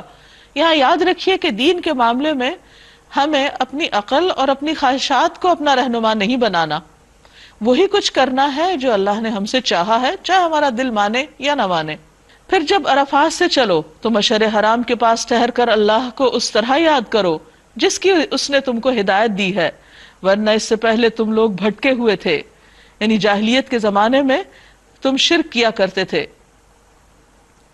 پھر جہاں سے اور سب لوگ پلٹتے ہیں وہیں سے تم بھی پلٹو اور اللہ سے معافی چاہو۔ یعنی ابراہیم اور اسماعیل علیہ السلام کے زمانے میں عربوں کا طریقہ یہ تھا کہ 9 ذی الحج کو مینا سے عرفات جاتے اور رات کو پلٹ کر مزدلفہ میں ٹھہرتے، مگر بعد کے زمانے میں قریش نے اپنے لیے کچھ مخصوص طریقے ایجاد کر لیے اور انہوں نے کہا کہ ہم عام لوگوں کی طرح عرفات تک نہیں جائیں گے۔ تو اللہ سبحانہ وتعالیٰ نے عرفات کو حج کے لیے لازم کر دیا، بلکہ ایک حدیث میں آتا ہے الحج عرفہ، حج نام ہی عرفات میں حاضری کا ہے، اور سب کو اس کا پابند کیا، یعنی وہاں پر کسی کو ایکسیپشنلی کچھ چیزوں سے ایگزمپٹ نہیں کیا گیا کہ لوگ اپنی منمانی سے جو چاہیں کریں۔ حج ایک ریچول بھی ہے اور اس کے سارے طور طریقے اسی طرح ادا کرنے کی ضرورت ہے جیسے کہا گیا ہے، تبھی فرض ادا ہوتا ہے۔ فَإِذَا قَضَيْتُم مَّنَاسِكَكُمْ، اور جب تم حج کے ارکان ادا کر چکو، فَاذْكُرُوا اللَّهَ كَذِكْرِكُمْ آبَاءَكُمْ أَوْ أَشَدَّ ذِكْرًا، تو پھر جس طرح تم پہلے اپنے باپ دادا کو یاد کرتے تھے اس طرح اب اللہ کا ذکر کرو، بلکہ اس سے بھی زیادہ، کیونکہ اللہ تعالیٰ اس کا زیادہ حقدار ہے کہ اسے سب سے بڑھ کر یاد کیا جائے۔ فَمِنَ النَّاسِ مَن يَقُولُ رَبَّنَا آتِنَا فِي الدُّنْيَا وَمَا لَهُ فِي الْآخِرَةِ مِنْ خَلَاقٍ، بس لوگوں میں سے کوئی ایسا بھی ہے جو کہتا ہے اے ہمارے رب ہمیں دنیا میں بھلائی عطا کر دے، ہمیں دنیا دے دے۔ تو ایسے لوگ جو صرف دنیا مانگے اس کے لیے آخرت میں کوئی حصہ نہیں۔ گویا حج کا موقع ہو یا عمرے کا تو صرف دنیا کے لیے دعائیں نہیں کرنی چاہیے، آخرت بھی مانگنی چاہیے جو ہمیشہ ہمیشہ کا گھر ہے، کیونکہ ہر انسان کو وہی ملے گا جو اس کی چاہت ہوگی۔ اگر کوئی صرف دنیا چاہتا ہے تو صرف دنیا مل جائے گی مگر آخرت نہیں ملے گی۔ تو اللہ تعالیٰ ہم سے یہ چاہتے ہیں کہ جب ہم دعا کریں تو دنیا کی بھلائی کے ساتھ ساتھ آخرت کی بھلائی کو نہ بھولیں۔ وَمِنْهُمْ مَن يَقُولُ رَبَّنَا آتِنَا فِي الدُّنْيَا حَسَنَةً وَفِي الْآخِرَةِ حَسَنَةً وَقِنَا عَذَابَ النَّارِ، اور ان میں سے کوئی ایسا ہے جو یہ کہتا ہے اے ہمارے رب ہمیں دنیا میں بھی بھلائی دے دے اور آخرت میں بھی بھلائی، اور آگ کے عذاب سے ہمیں بچا، کیونکہ جو آگ سے بچا لیا گیا وہی دراصل کامیاب ہوا۔ ایسے لوگ اپنی کمائی کے مطابق دونوں جگہ حصہ پائیں گے اور اللہ کو حساب چکاتے کچھ دیر نہیں لگتی۔ یہ گنتی کے چند روز ہیں جو تمہیں اللہ کی یاد میں بسر کرنے چاہیے، پھر جو کوئی جلدی کر کے 2 ہی دن میں واپس ہو گیا تو کوئی حرج نہیں، اور جو کچھ زیادہ دیر ٹھہر کر پلٹا تو بھی کوئی حرج نہیں۔ یہاں اشارہ ہے ایام تشریق کی طرف کہ جس میں انسان منا میں وقت گزارتا ہے، کہ 2 دن گزارو یا 3 دن کوئی بات نہیں، اصل بات کیا ہے کہ تم اللہ سے ڈرو۔ وَمَن تَأَخَّرَ فَلَا إِثْمَ عَلَيْهِ لِمَنِ اتَّقَى، جس کے دل میں اللہ کا ڈر ہے، جو اللہ کے لیے وہاں رک رہا ہے تو اس کے لیے کچھ مشکل نہیں، اس پر کوئی گناہ نہیں۔ وَاتَّقُوا اللَّهَ، اور اللہ سے ڈرو۔ وَاعْلَمُوا أَنَّكُمْ إِلَيْهِ تُحْشَرُونَ، اور جان رکھو کہ تم اسی کی طرف اکٹھے کیے جاؤ گے۔ آپ میں سے کسی نے حج کر رکھا ہو تو آپ اچھی طرح جانتے ہیں کہ جس دن کنکریاں ماری جاتی ہیں یا منا کا جو قیام ہوتا ہے وہ ایک حشر کا منظر پیش کرتا ہے۔ سخت دھوپ ہوتی ہے اور لوگوں کا ایک ہجوم ہوتا ہے اور ہر شخص جلدی میں بھی ہوتا ہے۔ تو یہاں پر اللہ تعالیٰ موقع کی مناسبت سے ہمیں آخرت کی یاد دلاتے ہیں کہ جان لو تم اسی کی طرف اکٹھے کیے جاؤ گے جیسے آج اس کی خاطر یہاں اکٹھے ہو۔ وَمِنَ النَّاسِ مَن يُعْجِبُكَ قَوْلُهُ فِي الْحَيَاةِ الدُّنْيَا، انسانوں میں کوئی تو ایسا ہے جس کی باتیں دنیا کی زندگی میں تمہیں بہت بھلی معلوم ہوتی ہیں۔ وَيُشْهِدُ اللَّهَ عَلَى مَا فِي قَلْبِهِ، اور وہ اپنی نیک نیتی پر بار بار خدا کو گواہ ٹھہراتا ہے، قسمیں کھاتا ہے۔ وَهُوَ أَلَدُّ الْخِصَامِ، اور وہ سخت جھگڑالو ہوتا ہے، حالانکہ اس کا طرز عمل بالکل برعکس ہے۔ اس کا طریقہ کیا ہے؟ وَإِذَا تَوَلَّى سَعَى فِي الْأَرْضِ، اور جب وہ منہ موڑ کر جاتا ہے تو زمین میں فساد پھیلاتا ہے اور کھیتی اور نسل کو ہلاک کرتا ہے۔ یعنی کچھ لوگ کہتے کچھ ہیں کرتے کچھ ہیں۔ یہ بالکل وہی ہے جو سورت کے شروع میں آیا تھا کہ منافقین کی علامت بتائی گئی تھی کہ جب ان سے کہا جاتا ہے کہ زمین میں فساد نہ کرو تو وہ کہتے ہیں ہم تو اصلاح کر رہے ہیں۔ یہاں اس کو مزید الیبوریٹ کیا گیا ہے کہ کچھ لوگ باتیں بہت اچھی کرتے ہیں لیکن ان کا طرز عمل بالکل اس کے برعکس ہوتا ہے، وہ کہتے کچھ ہیں کرتے کچھ ہیں اور زمین میں فساد پھیلاتے ہیں، جس کی وجہ سے پھر ہر طرف خرابی پیدا ہوتی ہے اور خصوصاً انوائرمنٹ جو ہے وہ متاثر ہوتا ہے۔ وَيُهْلِكَ الْحَرْثَ وَالنَّسْلَ وَاللَّهُ لَا يُحِبُّ الْفَسَادَ، اور اللہ کو فساد بالکل پسند نہیں۔ وَإِذَا قِيلَ لَهُ اتَّقِ اللَّهَ، اور جب اس سے کہا جاتا ہے کہ اللہ سے ڈرو، أَخَذَتْهُ الْعِزَّةُ بِالْإِثْمِ، تو اس کو عزت گناہ پر ابھارتی ہے، تو اپنے وقار کا خیال اس کو گناہ پر جما دیتا ہے۔ ایسے شخص کے لیے تو جہنم ہی کافی ہے اور وہ بہت برا ٹھکانہ ہے۔ رسول اللہ صلی اللہ علیہ وسلم نے فرمایا اللہ تعالیٰ کو انا پسند نہیں۔ رسول اللہ صلی اللہ علیہ وسلم نے فرمایا اللہ تعالیٰ کو سب سے زیادہ ناپسندیدہ بات یہ لگتی ہے کہ ایک آدمی دوسرے سے کہے کہ اللہ سے ڈرو اور وہ آگے سے جواب دے تم اپنی فکر کرو۔ اس کے برعکس ایک دوسرا گروہ بھی ہے انسانوں کا، وَمِنَ النَّاسِ مَن يَشْرِي نَفْسَهُ ابْتِغَاءَ مَرْضَاتِ اللَّهِ، اور لوگوں میں سے کوئی ایسا بھی ہے جو اپنے نفس کو اللہ کی رضا کی خاطر بیچ ڈالتا ہے، یعنی وہ اپنی جان کی بھی پرواہ نہیں کرتا، ہر قیمت پر اللہ کو راضی کرنا چاہتا ہے۔ واللہ رؤوف بالعباد، اور اللہ بندوں پر شفقت کرنے والا ہے، اللہ بندوں کے ساتھ مہربان ہے، وہ جانتا ہے کہ کس کے اندر کتنی ہمت ہے، کون کیا کر سکتا ہے۔ اللہ تعالیٰ تو بندوں کی نیتیں اور ارادے دیکھتا ہے کہ وہ اللہ سے کتنی محبت کرتے ہیں اور کون سا کام اللہ کو راضی کرنے کے لیے کرتے ہیں، ہاں دنیا میں اس کا کوئی فائدہ انہیں نہ بھی ملے۔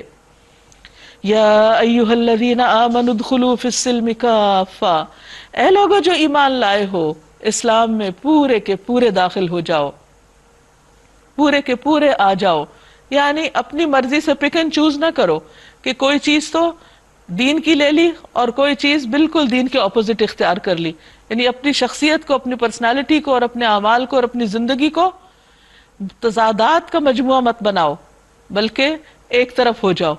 جو شخص دو کشتیوں میں پاؤں رکھے گا وہ ضرور ہلاک ہوگا۔ جو شخص کسی عمارت کے اندر جاتے ہوئے دروازے میں کھڑا رہے گا، ایک قدم باہر اور ایک اندر، وہ نہ باہر کا ہوگا نہ اندر کا ہوگا۔ اسی طرح دین کے معاملے میں بھی انسان کو ایک روش اختیار کرنی چاہیے اور پوری نیت اور ارادے اور جذبے کے ساتھ ہر کام کو اللہ کے لیے خالص کرتے ہوئے اللہ کی خوشی کو سب سے زیادہ مقدم رکھنا چاہیے اور اللہ کے ڈر کو سب سے اوپر رکھنا چاہیے، بندوں سے نہیں ڈرنا چاہیے۔ وَلَا تَتَّبِعُوا خُطُوَاتِ الشَّيْطَانِ، اور شیطان کے قدموں کی پیروی نہ کرو، إِنَّهُ لَكُمْ عَدُوٌّ مُبِينٌ، بے شک وہ تمہارا کھلا کھلا دشمن ہے۔ فَإِن زَلَلْتُم مِّن بَعْدِ مَا جَاءَتْكُمُ الْبَيِّنَاتُ، پھر اگر تم ڈگمگا گئے اس کے بعد کہ تمہارے پاس کھلی کھلی نشانیاں آ گئیں، تم متزلزل ہو گئے، تم شک میں پڑ گئے، حق پر تم نے استقامت اختیار نہ کی، فَاعْلَمُوا أَنَّ اللَّهَ عَزِيزٌ حَكِيمٌ، تو خوب جان لو کہ اللہ زبردست ہے، حکمت والا ہے۔ ان ساری نصیحت اور ہدایتوں کے بعد بھی اگر لوگ سیدھے نہ ہوں تو فرمایا کیا وہ اب اس بات کے منتظر ہیں کہ اللہ بادلوں کا چتر لگائے، فرشتوں کے پرے ساتھ لیے ہوئے خود سامنے موجود ہو اور فیصلہ ہی کر ڈالا جائے؟ یعنی پھر انسان اور کس بات کے انتظار میں ہے سوائے اس کے کہ پھر قیامت برپا ہو جائے۔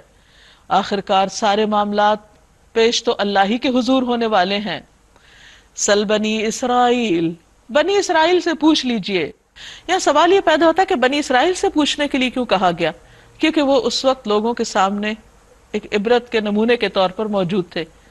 ان کے پاس اللہ تعالیٰ کے کتنی نعمتیں تھیں، ان کی طرف پیغمبر بھیجے، ان میں سے بادشاہ اٹھائے، ان کو دنیا کی عزتیں عطا کی، لیکن اس کے باوجود انہوں نے ان ساری نعمتوں کی قدردانی نہ کی۔ فرمایا کہ ان سے پوچھ لو، کہیں تم بھی ویسا ہی نہ کرنا۔ انہوں نے جب اللہ کا حکم نہیں مانا تو ان سے امامت لے لی گئی۔ ان سے پوچھو کہ جو اللہ کی نعمت کو بدل دیتا ہے پھر اس کا کیا حشر ہوتا ہے، یعنی جو اللہ کی نعمتوں کی قدردانی نہیں کرتا تو پھر اللہ کی پکڑ سے دور نہیں ہوتا۔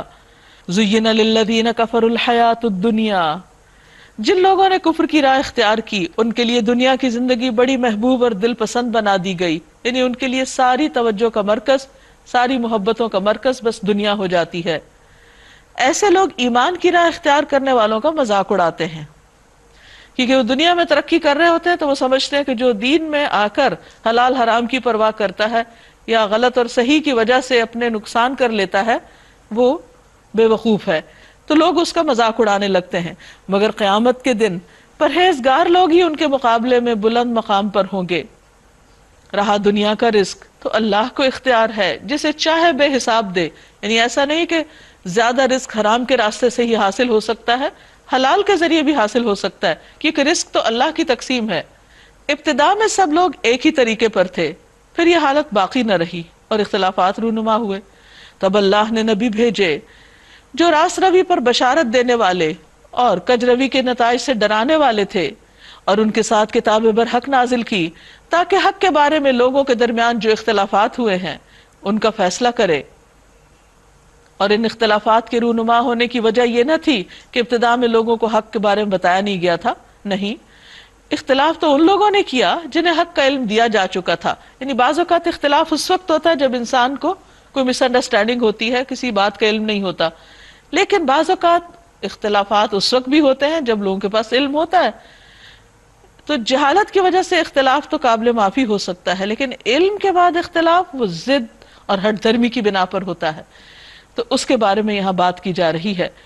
انہوں نے روشن ہدایات پا لینے کے بعد محض اس لیے حق کو چھوڑ کر مختلف طریقے نکالے کہ وہ آپس میں زیادتی کرنا چاہتے تھے، ایک دوسرے کے اوپر چڑھائی کرنا چاہتے تھے۔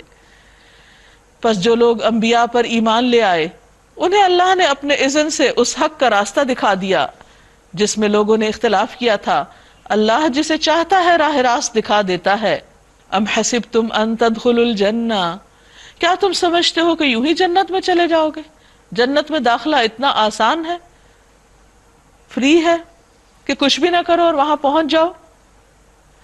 حالانکہ ابھی تم پر وہ سب کچھ نہیں گزرا جو تم سے پہلے ایمان لانے والوں پر گزر چکا ہے۔ کیا ان پر سختیاں گزری، مصیبتیں آئیں، ہلا مارے گئے، حتیٰ کہ وقت کا رسول اور اس کے ساتھ ہی اہل ایمان چیخ اٹھے کہ اللہ کی مدد کب آئے گی؟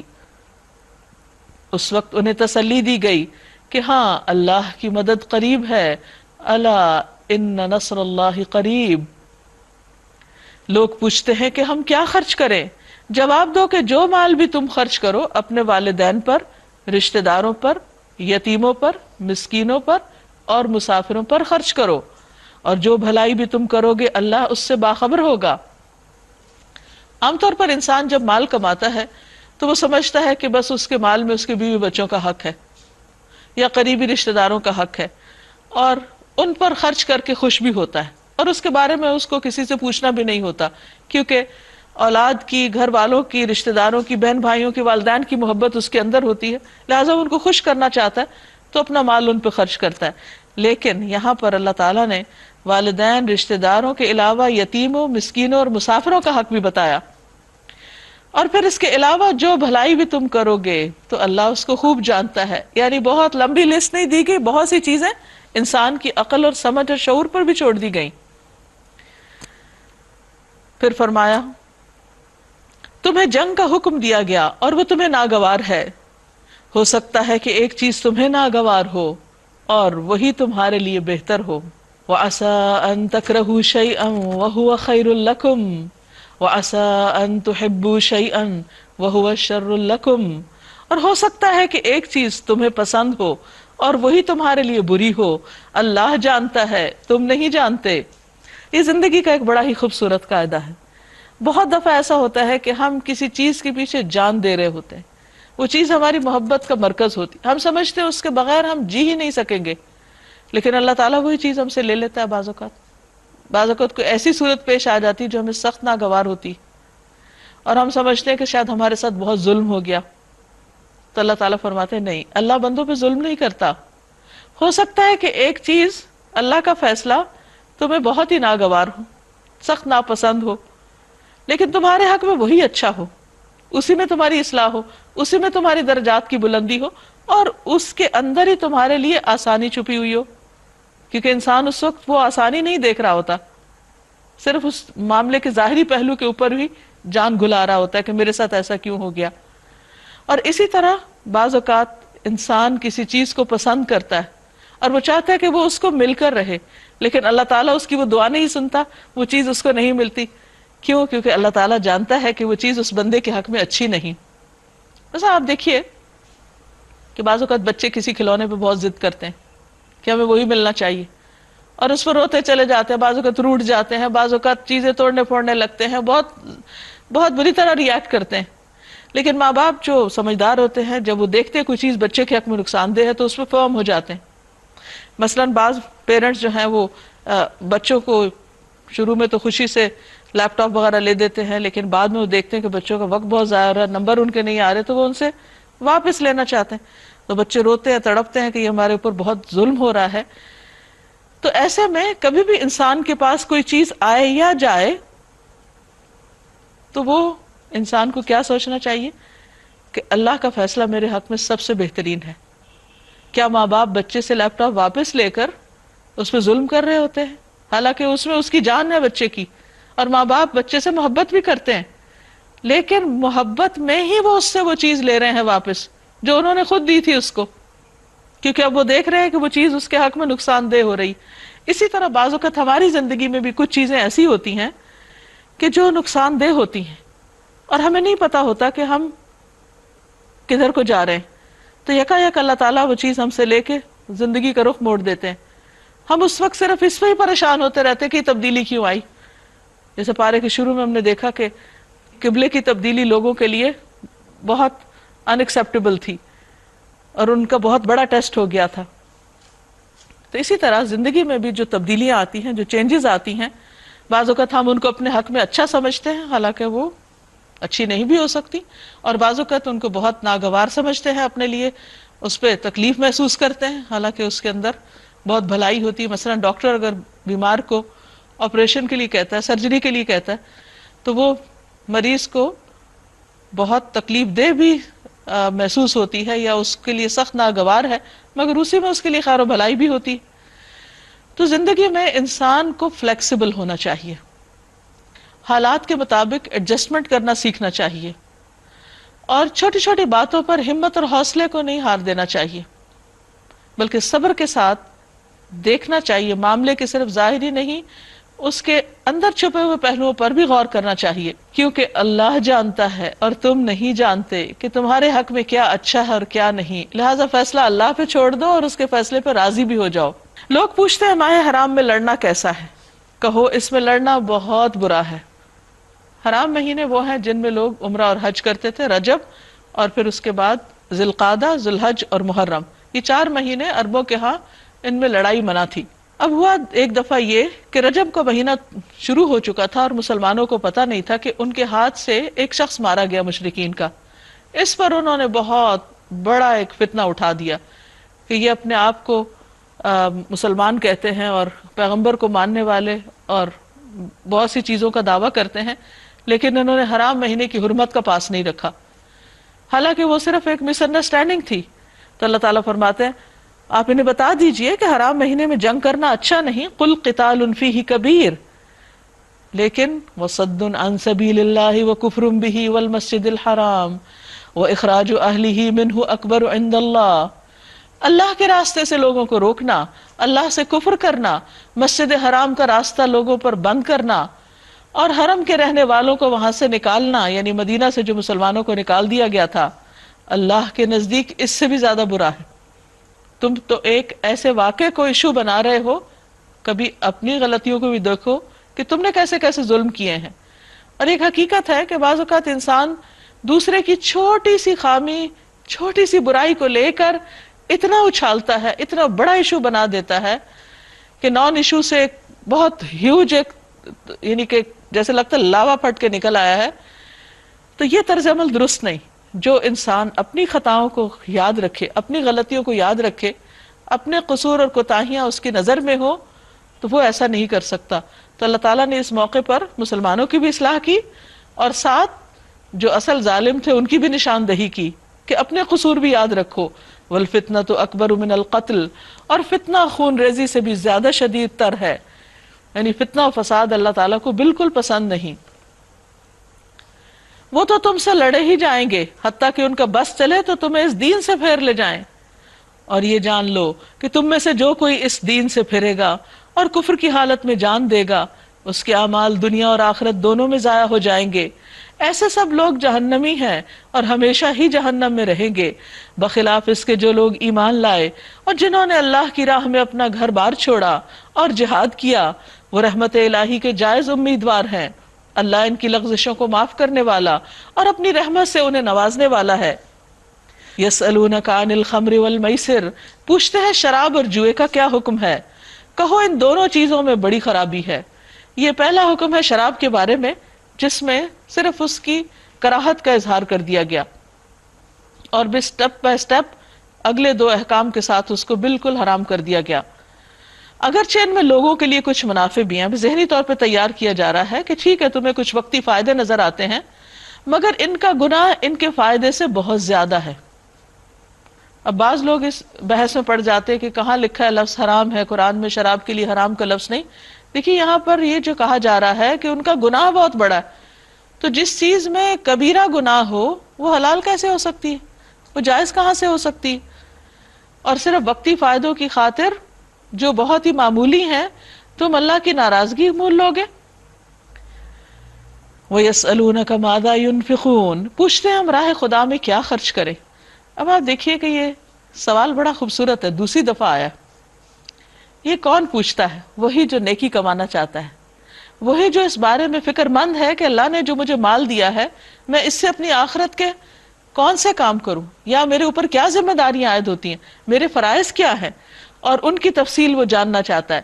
وَيَسْأَلُونَكَ مَاذَا يُنْفِقُونَ قُلِ الْعَفْوَ، پیچھے تو بتا دیا گیا والدین، رشتہ دار اور دیگر لوگ، لیکن یہاں پر کیا فرمایا؟ جو ضرورت سے زائد ہے خود سوچو۔ كَذَلِكَ يُبَيِّنُ اللَّهُ لَكُمُ الْآيَاتِ لَعَلَّكُمْ تَتَفَكَّرُونَ، اس طرح اللہ تمہارے لیے صاف صاف احکام بیان کرتا ہے شاید کہ تم دنیا اور آخرت دونوں کی فکر کرو، غور و فکر کرو، یعنی خرچ کرتے وقت دیکھو کہ دنیاوی اعتبار سے کیا ٹھیک ہے اور کیا نہیں، اور اسی طرح تمہاری آخرت کے لیے کیا اچھا اور کیا نہیں۔ مومن کے فیصلے بہترین فیصلے ہوتے ہیں، کیونکہ وہ فیصلے صرف دنیا کو سامنے رکھ کے نہیں کرتا، وہ آخرت کو سامنے رکھ کے ڈیسائیڈ کرتا ہے، لین دین کے معاملے میں، خرچ کرنے کے معاملے میں، کسی کو دینے اور کسی سے روکنے کے معاملے میں، اور یہی بہترین طریقہ ہے۔ وَيَسْأَلُونَكَ عَنِ الْيَتَامَىٰ، پوچھتے ہیں یتیموں کے ساتھ کیا معاملہ کیا جائے۔ پھر آپ دیکھیے کہ یہ ایک حساس دل کا سوال ہے کہ یتیم کے ساتھ کیسا سلوک ہونا چاہیے۔ کہو جس طرز عمل میں ان کے لیے بھلائی ہو وہی اختیار کرنا بہتر ہے۔ یہاں آپ دیکھ رہے ہیں کہ نبی صلی اللہ علیہ وسلم کے ذریعے جو سوال کیے گئے، اللہ سبحانہ تعالیٰ نے ان کے کوئی پوائنٹ وائز جواب نہیں دیے، بلیک اینڈ وائٹ میں نہیں بتایا، بلکہ کچھ بتایا اور کچھ سوچنے اور غور و فکر کرنے کے لیے چھوڑ دیا، اور یہی دین کا معاملہ ہے۔ ہم بعض اوقات لوگوں سے سوال کرتے ہیں، ایک عالم سے سوال کرتے ہیں، پھر دوسرے کے پاس چلے جاتے ہیں، پھر تیسرے کے پاس، بس فتویٰ شاپنگ ہوتی رہتی ہے، کیونکہ کام کچھ کرنا نہیں ہوتا تو سوال کر کر کے بال کی کھال اتار کے اپنے آپ کو جسٹیفائی کر لیتے ہیں کہ اگر ہم کوئی کام نہیں کر رہے تو اس میں ہمارا کوئی قصور نہیں۔ لیکن ایک دوسرا طرز عمل یہ ہوتا ہے کہ سوال اس لیے کیا جاتا ہے کہ اس کے حق کو جانا جا سکے اور عمل کیا جا سکے۔ ایسا شخص کسی ایک شخص کے پاس جا کر جو صاحب علم ہو، پوچھ کر جواب دیتا ہے اور پھر اس کے بعد اپنا کام شروع کر دیتا ہے، یعنی جو اس کو جواب ملتا ہے اس کے مطابق اپنا کام کرنے لگتا ہے، اور یہی ایک صحیح طریقہ ہے، یہی ایک اچھی بات ہے، کیونکہ انسان جو عمل کرنا چاہے اس کو اللہ تعالیٰ ایک ہنٹ دے دیتا ہے اور غور و فکر کا موقع فراہم کر دیتا ہے کہ اچھا اب آگے خود سوچو۔ فرمایا کہ ان کی اصلاح بہتر ہے۔ وہ پوچھ رہے ہیں کہ ان سے کریں کیا؟ فرمایا ان کے ساتھ جو ان کے حق میں اچھا وہ کرو، اور اگر تم اپنا اور ان کا خرچ اور رہنا سہنا مشترک رکھو تو اس میں کوئی مذائقہ نہیں، آخر وہ تمہارے بھائی بند ہی تو ہیں۔ برائی کرنے والے اور بھلائی کرنے والے دونوں کا حال اللہ پر روشن ہے، اللہ کو سب پتہ ہے کون کس نیت سے کیا کر رہا ہے۔ اللہ چاہتا تو اس معاملے میں تم پر سختی کرتا، مگر وہ صاحب اختیار ہونے کے ساتھ صاحب حکمت بھی ہے۔ وَلَا تَنكِحُوا الْمُشْرِكَاتِ حَتَّى يُؤْمِنْ، تم مشرک عورتوں سے ہرگز نکاح نہ کرنا جب تک کہ وہ ایمان نہ لے آئیں۔ ایک مومن لونڈی مشرک شریف زادی سے بہتر ہے اگرچہ وہ تمہیں بہت پسند ہو، اور اپنی عورتوں کے نکاح مشرک مردوں سے کبھی نہ کرنا جب تک کہ وہ ایمان نہ لے آئیں۔ ایک مومن غلام مشرک شریف سے بہتر ہے اگرچہ وہ تمہیں بہت پسند ہو، یعنی صرف ظاہریت پر نہیں جانا، ایمان کو دیکھنا۔ یہ لوگ تمہیں آگ کی طرف بلاتے ہیں اور اللہ اپنے اذن سے تم کو جنت اور مغفرت کی طرف بلاتا ہے، اور وہ اپنے احکام واضح طور پر لوگوں کے سامنے بیان کرتا ہے۔ توقع ہے کہ وہ سبق لیں گے اور نصیحت قبول کریں گے۔ پوچھتے ہیں کہ حیض کا کیا حکم ہے؟ کہو وہ ایک گندگی کی حالت ہے، اس میں عورتوں سے الگ رہو اور ان کے قریب نہ جاؤ جب تک کہ وہ پاک صاف نہ ہو جائیں، پھر جب وہ پاک ہو جائیں تو ان کے پاس جاؤ جیسا کہ اللہ نے تم کو حکم دیا ہے، یعنی صحیح طریقے سے۔ اللہ ان لوگوں کو پسند کرتا ہے جو برائی سے باز رہیں اور پاکیزگی اختیار کریں، جو توبہ کریں اور پاکیزہ رہیں۔ نساؤکم حرث لکم، تمہاری عورتیں تمہاری کھیتیاں ہیں۔ بعض لوگ اس پہ بڑا ناراض ہوتے ہیں کہ عورت کو کھیتی کیوں کہا گیا، حالانکہ دوسری طرف لوگ زمین کے ایک ایک بالش پہ لڑ رہے ہوتے ہیں، جان دے رہے ہوتے ہیں۔ اللہ تعالیٰ نے عورت کو کھیتی کہہ کے اس کی قدر و قیمت کم نہیں کی، بلکہ بہت بڑھا دی ہے کہ وہ ایک بہت ویلیوبل چیز ہے، وہ تمہارے لیے بہت فائدے کی ہے، اور اس میں عورت کی ایک قدر و قیمت اس اعتبار سے ہے کہ وہ ایک پروڈکٹیو چیز ہے، وہ ایک نسلوں کو تیار کرنے والی ہے۔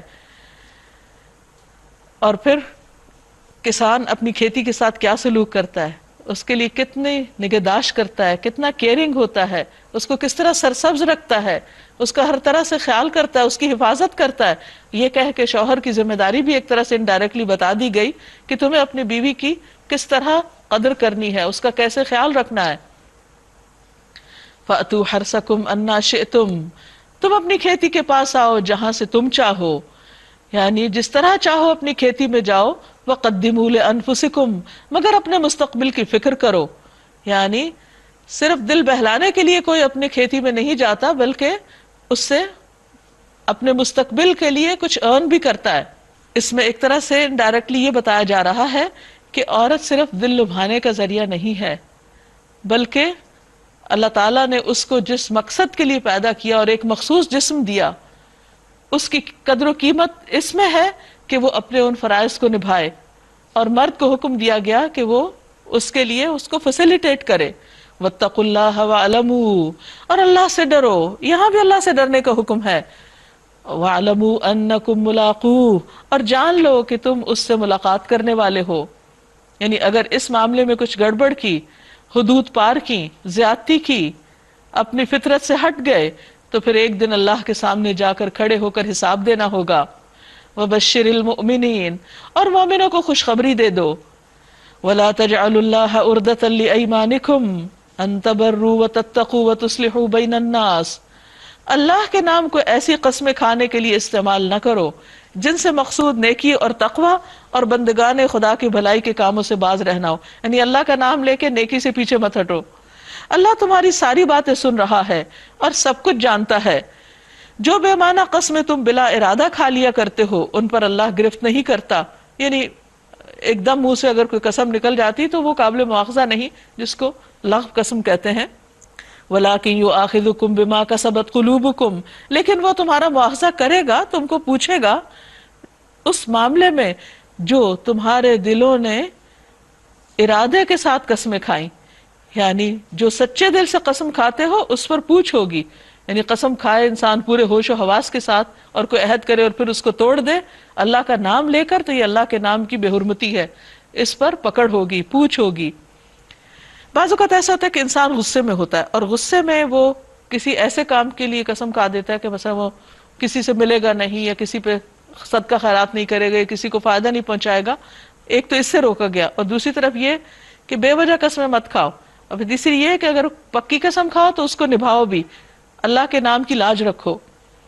واللہ غفور حلیم، اللہ بہت درگزر کرنے والا اور بردبار ہے.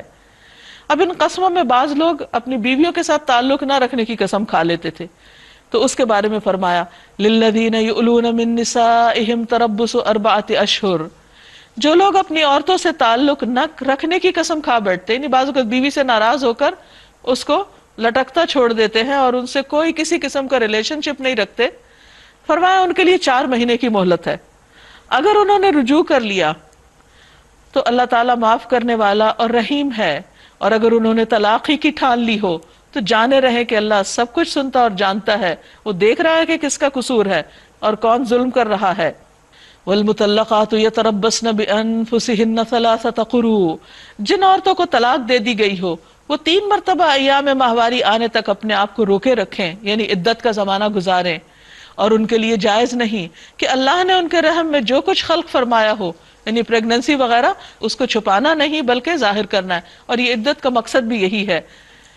انہیں ہرگز ایسا نہ کرنا چاہیے، یعنی چھپانا نہیں چاہیے، کیونکہ جس کی اولاد ہے اس کو اسی سے ہی منسوب ہونا چاہیے اگر وہ اللہ اور روز آخر پر ایمان رکھتی ہیں. ان کے شوہر اگر تعلقات درست کر لینے پر آمادہ ہوں، یعنی رجوع کرنا چاہیں، تو وہ اس عدت کے دوران میں انہیں پھر اپنی زوجیت میں واپس لینے کے حقدار ہیں. یعنی اگر ایک دفعہ طلاق دی ہے اور اس کے بعد ابھی مدت 3 مہینے کی ختم نہیں ہوئی اور بیچ میں رجوع کرنا چاہتے تو شوہر کو اللہ نے حق دیا وہ واپس لے سکتے اپنی طلاق کو. لیکن اگر 3 دفعہ انہوں نے ایسا کر لیا تو اس کے بعد طلاق بائن ہو جائے گی، پھر رجوع کی اجازت نہیں. وَلَهُنَّ مِثْلُ الَّذِي عَلَيْهِنَّ بِالْمَعْرُوفِ، عورتوں کے لیے بھی معروف طریقے پر ویسے ہی حقوق ہیں جیسے مردوں کے حقوق ان پر ہیں. یہ ایک بہت ہی خوبصورت آیت ہے جس میں مرد اور عورت دونوں کے حقوق کی بات کی گئی ہے کہ صرف مرد کے حقوق نہیں عورت کے بھی ہیں، لیکن عورتیں یہ یاد رکھیں وَلِلرِّجَالِ عَلَيْهِنَّ دَرَجَةٌ، البتہ مردوں کو ان پر ایک درجہ حاصل ہے۔ وہ کس طرح کہ گھر کی زندگی میں، گھر کے ادارے میں عورت اپنے شوہر کی مددگار ہے، اور مینیجر کا رول مرد کو دیا گیا ہے، ذمہ دار مرد کو بنایا گیا ہے۔ جیسے کسی بھی ادارے میں، مثلا کسی آرگنائزیشن میں، کسی اسکول میں، کسی بھی جگہ پر ہیڈ ایک ہی ہوتا ہے۔ جسم میں بھی آپ دیکھیے کہ سر ایک ہی ہے، سر دو نہیں ہو سکتے، ہاتھ دو ہیں، پاؤں دو ہیں، یہ ورکر زیادہ بھی ہیں لیکن سر ایک ہے۔ اسی طرح ہیڈ آف اسٹیٹ ایک ہوتا ہے، گھر کا بھی ہیڈ ایک ہی ہوتا ہے اور عورت اس کی مددگار ہے۔ اس کا یہ مطلب نہیں کہ عورت کا درجہ کم ہو گیا، حقوق کی بات پہلے ہوگی، دونوں کے حقوق ہیں، لیکن کسی بھی کام کو آرگنائز کرنے کے لیے، اس کا نظام درست کرنے کے لیے ایک شخص ذمہ دار ہو سکتا ہے۔ اگر ذمہ داری دو پہ برابر کی ڈال دی جائے تو پھر کوئی بھی ذمہ دار نہیں ہوتا۔ کسی کار کو دو لوگ اکٹھے مل کر نہیں چلاتے، ہاں ڈرائیور سیٹ اس پہ بار بار ڈرائیورز بدل سکتے ہیں لیکن ایک وقت میں ایک ہی ڈرائیور ہوگا۔ اسی طرح ایک کشتی کا ایک ہی ملاح ہوگا، اگر دو ملاح بیٹھ گئے تو کشتی ڈوب جائے گی۔ اسی طرح اگر گھر میں دونوں برابر کے ہی سربراہ بن جائیں تو پھر دونوں کی باہم ایک ٹکری ہوتی رہے گی اور گھر برباد ہو جائے گا۔ اور جہاں پر یہ ہوتا ہے وہاں ہم دیکھتے ہیں کہ نتائج کیا ہوتے ہیں۔ اس لیے عورت کو یہ کہا گیا کہ وہ فائنل اتھارٹی مرد کو دے دے، اگرچہ مرد کے ذمہ ہے کہ اس تمام امور مشورے سے طے کرے۔ واللہ عزیز حکیم، اور اللہ عزیز ہے، اقتدار رکھنے والا ہے، حکیم ہے۔ الطلاق مرتان، طلاق دو بار ہے، یعنی وقفے وقفے سے طلاق دی جائے گی۔ ایک بار طلاق دی جائے گی اور عدت گزرنے سے پہلے رجوع کا حق دیا جائے گا۔ اگر دو دفعہ دے دی تو پھر بھی رجوع ہو سکتا ہے۔ فَإِمْسَاكُمْ بِمَعْرُوفٍ أَوْ تَسْرِيحٌ بِإِحْسَانٍ، پھر یا تو سیدھی طرح عورت کو روک لیا جائے یا بھلے طریقے سے اس کو رخصت کر دیا جائے۔ عربوں میں اصل میں کئی دفعہ طلاق اور کئی دفعہ رجوع ہوتا تھا، اور عورت نہ بستی تھی اور نہ ہی آزاد ہوتی۔ اسلام نے آ کے اس کو ریسٹرکٹ کر دیا کہ 3 بار سے زیادہ کوئی اس حق کو استعمال نہیں کر سکتا۔ اگر تیسری بار کر لیا تو ہمیشہ کے لیے عورت جدا ہو گئی۔ لیکن اگر کوئی شخص نہ رکھنے کا ارادہ کر ہی لے، کیونکہ عقدۃ النکاح مرد کے ہاتھ میں ہے، وہ جو کہا نا ایک درجہ اوپر ہے، تو اس میں مرد کو یہ حق دیا گیا کہ وہ طلاق دے یا نہ دے، لیکن عورت کے لیے خلا کا حق بھی ہے۔ تو یہاں یہ فرمایا جا رہا ہے کہ فَإِمْسَاكُمْ بِمَعْرُوفٍ، اگر رکھنا ہے تو بھلے طریقے سے رکھو، او تسریحم بِإِحْسَان، یا رخصت کرنا ہے، گھر واپس بھیجنا ہے اس کے ماں باپ کے پاس تو احسان کے ساتھ۔ کتنا خوبصورت طریقہ ہے زندگی گزارنے کا۔ ٹھیک ہے بعض اوقات مزاج نہیں ملتے، انسان باہم نہیں رہ سکتے، اللہ تعالیٰ نے اسی لیے طلاق کا حق رکھا ہے، لیکن اس کا یہ مطلب نہیں کہ انسان اس کو اس طریقے سے استعمال کرے کہ دوسرے کو بالکل ذلیل کر دے یا اس کا کوئی حق ہی اس کو نہ دے۔ یہاں بھی احسان کی روش اختیار کرنے کے لیے کہا جا رہا ہے۔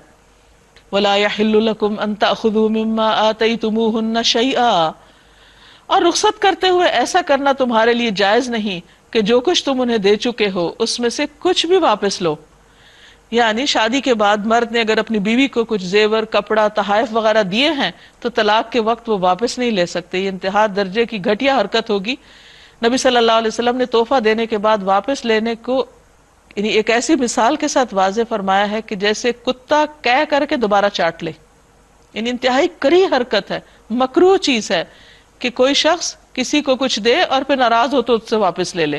ہاں ایک صورت مستثنا ہے کہ زوجین کو اللہ کے حدود پر قائم نہ رہ سکنے کا اندیشہ ہو، یعنی خلا کے وقت ایسی صورت میں اگر تمہیں یہ خوف ہو کہ وہ دونوں حدود الہی پر قائم نہ رہیں گے تو ان دونوں کے درمیان یہ معاملہ ہو جانے میں مذائقہ نہیں کہ عورت اپنے شوہر کو کچھ معاوضہ دے کر علیحدگی حاصل کر لے۔ یعنی جب طلاق مرد دیتا ہے تو اس کو حق مہر دینا ہوتا ہے، اور اگر عورت خلا لیتی ہے تو پھر حق مہر اس کو واپس کرنا ہے، یہ جو بھی باہم معاملہ طے ہو۔ یہ اللہ کے مقرر کردہ حدود ہیں، ان سے تجاوز نہ کرو، اور جو لوگ حدود الہی سے تجاوز کریں وہی ظالم ہیں، یعنی اللہ نے لمٹس بتا دی ہیں دونوں کو، اب اس سے آگے نہیں بڑھ سکتے۔ فَإِن طَلَّقَهَا، پھر اگر 2 بار طلاق دینے کے بعد شوہر نے تیسری بار بھی طلاق دے دی تو وہ عورت پھر اس کے لیے حلال نہیں رہے گی۔ وَإِذَا طَلَّقْتُمُ النِّسَاءَ، جب تم اپنی عورتوں کو طلاق دے چکو اور وہ اپنی عدت پوری کر لیں، تو پھر اس میں معنی نہ ہو کہ وہ اپنے زیر تجویز شوہروں سے نکاح کر لیں جبکہ معروف طریقے سے باہم مناکحت پر راضی ہوں، یعنی چھپا ہوا نکاح نہ کریں بلکہ معروف طریقہ ہو۔ تمہیں نصیحت کی جاتی ہے کہ ایسی حرکت ہرگز نہ کرنا، یعنی ان کے درمیان رکاوٹ مت بننا، انا کا مسئلہ نہیں بنانا۔ اگر تم اللہ اور روز آخر پر ایمان لانے والے ہو، تمہارے لیے شائستہ اور پاکیزہ طریقہ یہی ہے کہ اس سے باز رہو، یعنی عورت کی شادی کے راستے میں رکاوٹ مت بنو۔ اللہ جانتا ہے، تم نہیں جانتے۔ والوالدات یرضعن اولادہن حولین کاملین، جو باپ چاہتے ہو کہ ان کی اولاد پوری مدت رضاعت تک دودھ پیے تو مائیں اپنے بچوں کو کامل 2 سال دودھ پلائیں۔ اس صورت میں بچے کے باپ کو معروف طریقے سے انہیں کھانا کپڑا دینا ہوگا، مگر کسی پر اس کی وسعت سے بڑھ کر بوجھ نہیں ڈالنا چاہیے، یعنی جو وہ نہیں کر سکتا اس کے لیے مجبور نہ کیا جائے۔ نہ تو ماں کو اس وجہ سے تکلیف میں ڈالا جائے کہ بچہ اس کا ہے، اور نہ باپ ہی کو اس وجہ سے تنگ کیا جائے کہ بچہ اس کا ہے۔ دودھ پلانے والی کا یہ حق جیسا بچے کے باپ پر ہے ویسا ہی اس کے وارث پر بھی ہے، لیکن اگر فریقین باہمی رضامندی اور مشورے سے دودھ چھڑانا چاہیں تو ایسا کرنے میں کوئی مذائقہ نہیں۔ اور اگر تمہارا خیال اپنی اولاد کو کسی غیر عورت سے دودھ پلوانے کا ہو، یعنی ماں کے علاوہ، تو اس میں بھی کوئی حرج نہیں، یعنی کوئی گناہ کی بات نہیں، بشرطے کہ اس کا جو کچھ معاوضہ طے کرو وہ معروف طریقے پر ادا کرو، یعنی کسی کا بھی حق نہیں مارو۔ اللہ سے ڈرو اور جان رکھو کہ جو کچھ تم کرتے ہو سب اللہ کی نظر میں ہے۔ والذین یتوفون منکم ویذرون ازواجا، تم میں سے جو لوگ مر جائیں ان کے پیچھے اگر ان کی بیویاں زندہ ہوں تو وہ اپنے آپ کو 4 مہینے 10 دن روکے رکھیں، پھر جب ان کی عدت پوری ہو جائے تو انہیں اختیار ہے اپنی ذات کے معاملے میں معروف طریقے سے جو چاہیں کریں، تم پر اس کی کوئی ذمہ داری نہیں۔ اللہ تم سب کے اعمال سے باخبر ہے۔ زمانہ عدت میں خواہ تم ان بیوہ عورتوں کے ساتھ منگنی کا ارادہ اشارے کنائے میں ظاہر کرو، خواہ دل میں چھپائے رکھو، دونوں صورتوں میں کوئی مذائقہ نہیں، لیکن اللہ جانتا ہے کہ ان کا خیال تو تمہارے دل میں ضرور آئے گا، مگر دیکھو خفیہ عہد و پیمان نہ کرنا، یعنی چھپ کے بات طے نہیں کرنا۔ اگر کوئی بات کرنی ہے تو معروف طریقے سے کرو، اور عقد نکاح باندھنے کا فیصلہ اس وقت تک نہ کرو جب تک کہ عدت پوری نہ ہو جائے۔ خوب سمجھ لو کہ اللہ تمہارے دلوں کا حال تک جانتا ہے۔ فاحذروا، لہذا اس سے ڈرو، وعلموا، اور جان لو، ان اللہ غفور حلیم، بے شک اللہ بخشنے والا بردبار ہے۔ تم پر کچھ گناہ نہیں اگر اپنی عورتوں کو طلاق دے دو قبل اس کے کہ ہاتھ لگانے کی نوبت آئے یا مہر مقرر ہو، یعنی ابھی نکاح ہی ہوا ہے، رخصتی نہیں ہوئی اور بات بگڑ گئی اور طلاق پہ نوبت آ گئی تو کوئی بات نہیں، طلاق ہو سکتی ہے۔ اس صورت میں انہیں کچھ نہ کچھ دینا ضرور چاہیے، یعنی احسان کی روش اختیار کرو۔ خوشحال آدمی اپنی مقدرت کے مطابق، اب یہ طے نہیں کیا کہ اتنے ہزار یا اتنے لاکھ، ہر ایک اپنی حیثیت کے مطابق معاملہ کرے، اور وہ کون جانتا ہے؟ اللہ سب سے زیادہ جانتا ہے کہ کون کیا کر سکتا ہے۔ خوشحال آدمی اپنی مقدرت کے مطابق اور غریب اپنی مقدرت کے مطابق معروف طریقے سے دے، یہ حق ہے نیک آدمیوں پر۔ اور اگر تم نے ہاتھ لگانے سے پہلے طلاق دے دی، یعنی رخصتی نہیں ہوئی لیکن مہر مقرر کیا گیا، تو اس صورت میں نصف مہر دینا ہوگا، آدھا مہر دینا ہوگا، خواہ رخصتی نہیں بھی ہوئی۔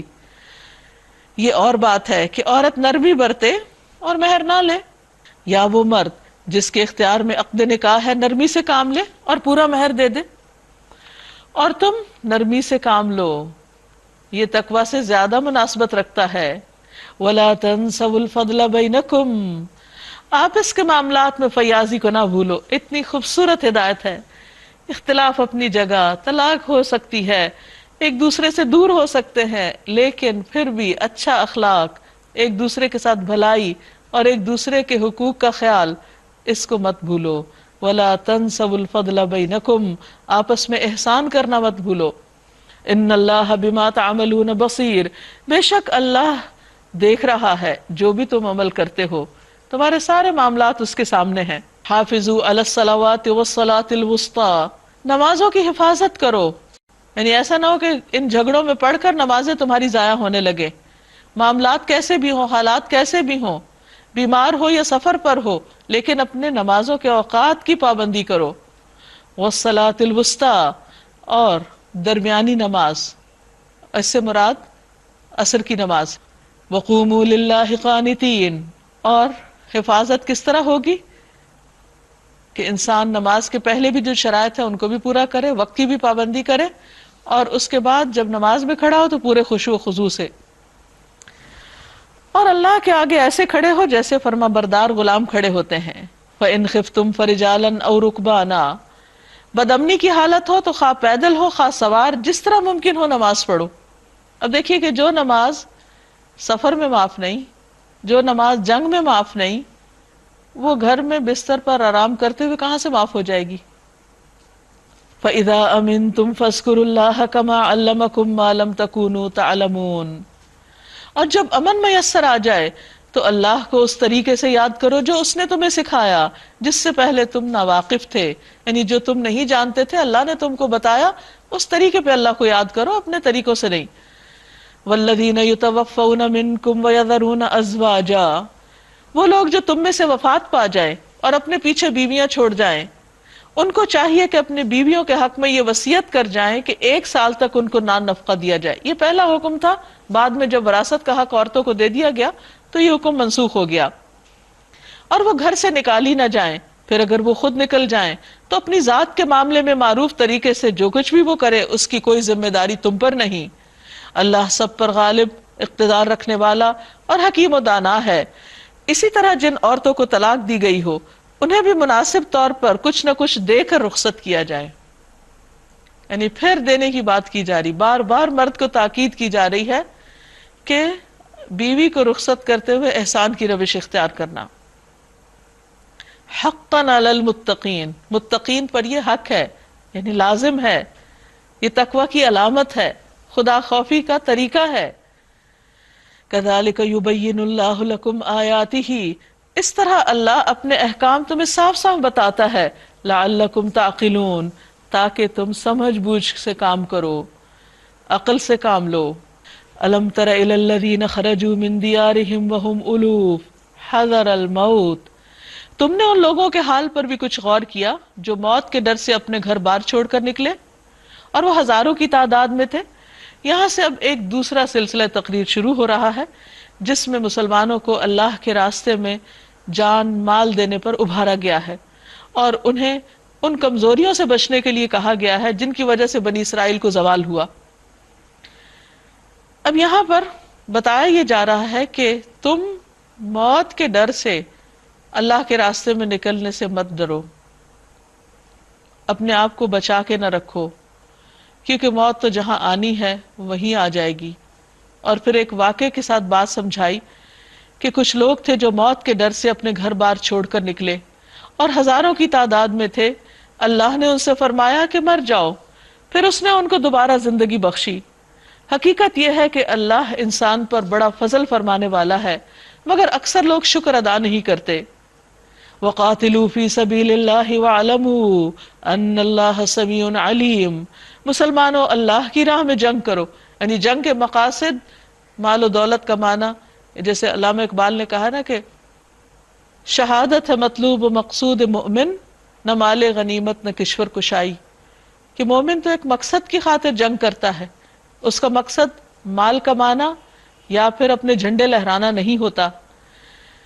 وَاعْلَمُوا أَنَّ اللَّهَ سَمِيعٌ عَلِيمٌ، اور خوب جان لو کہ اللہ سننے والا جاننے والا ہے۔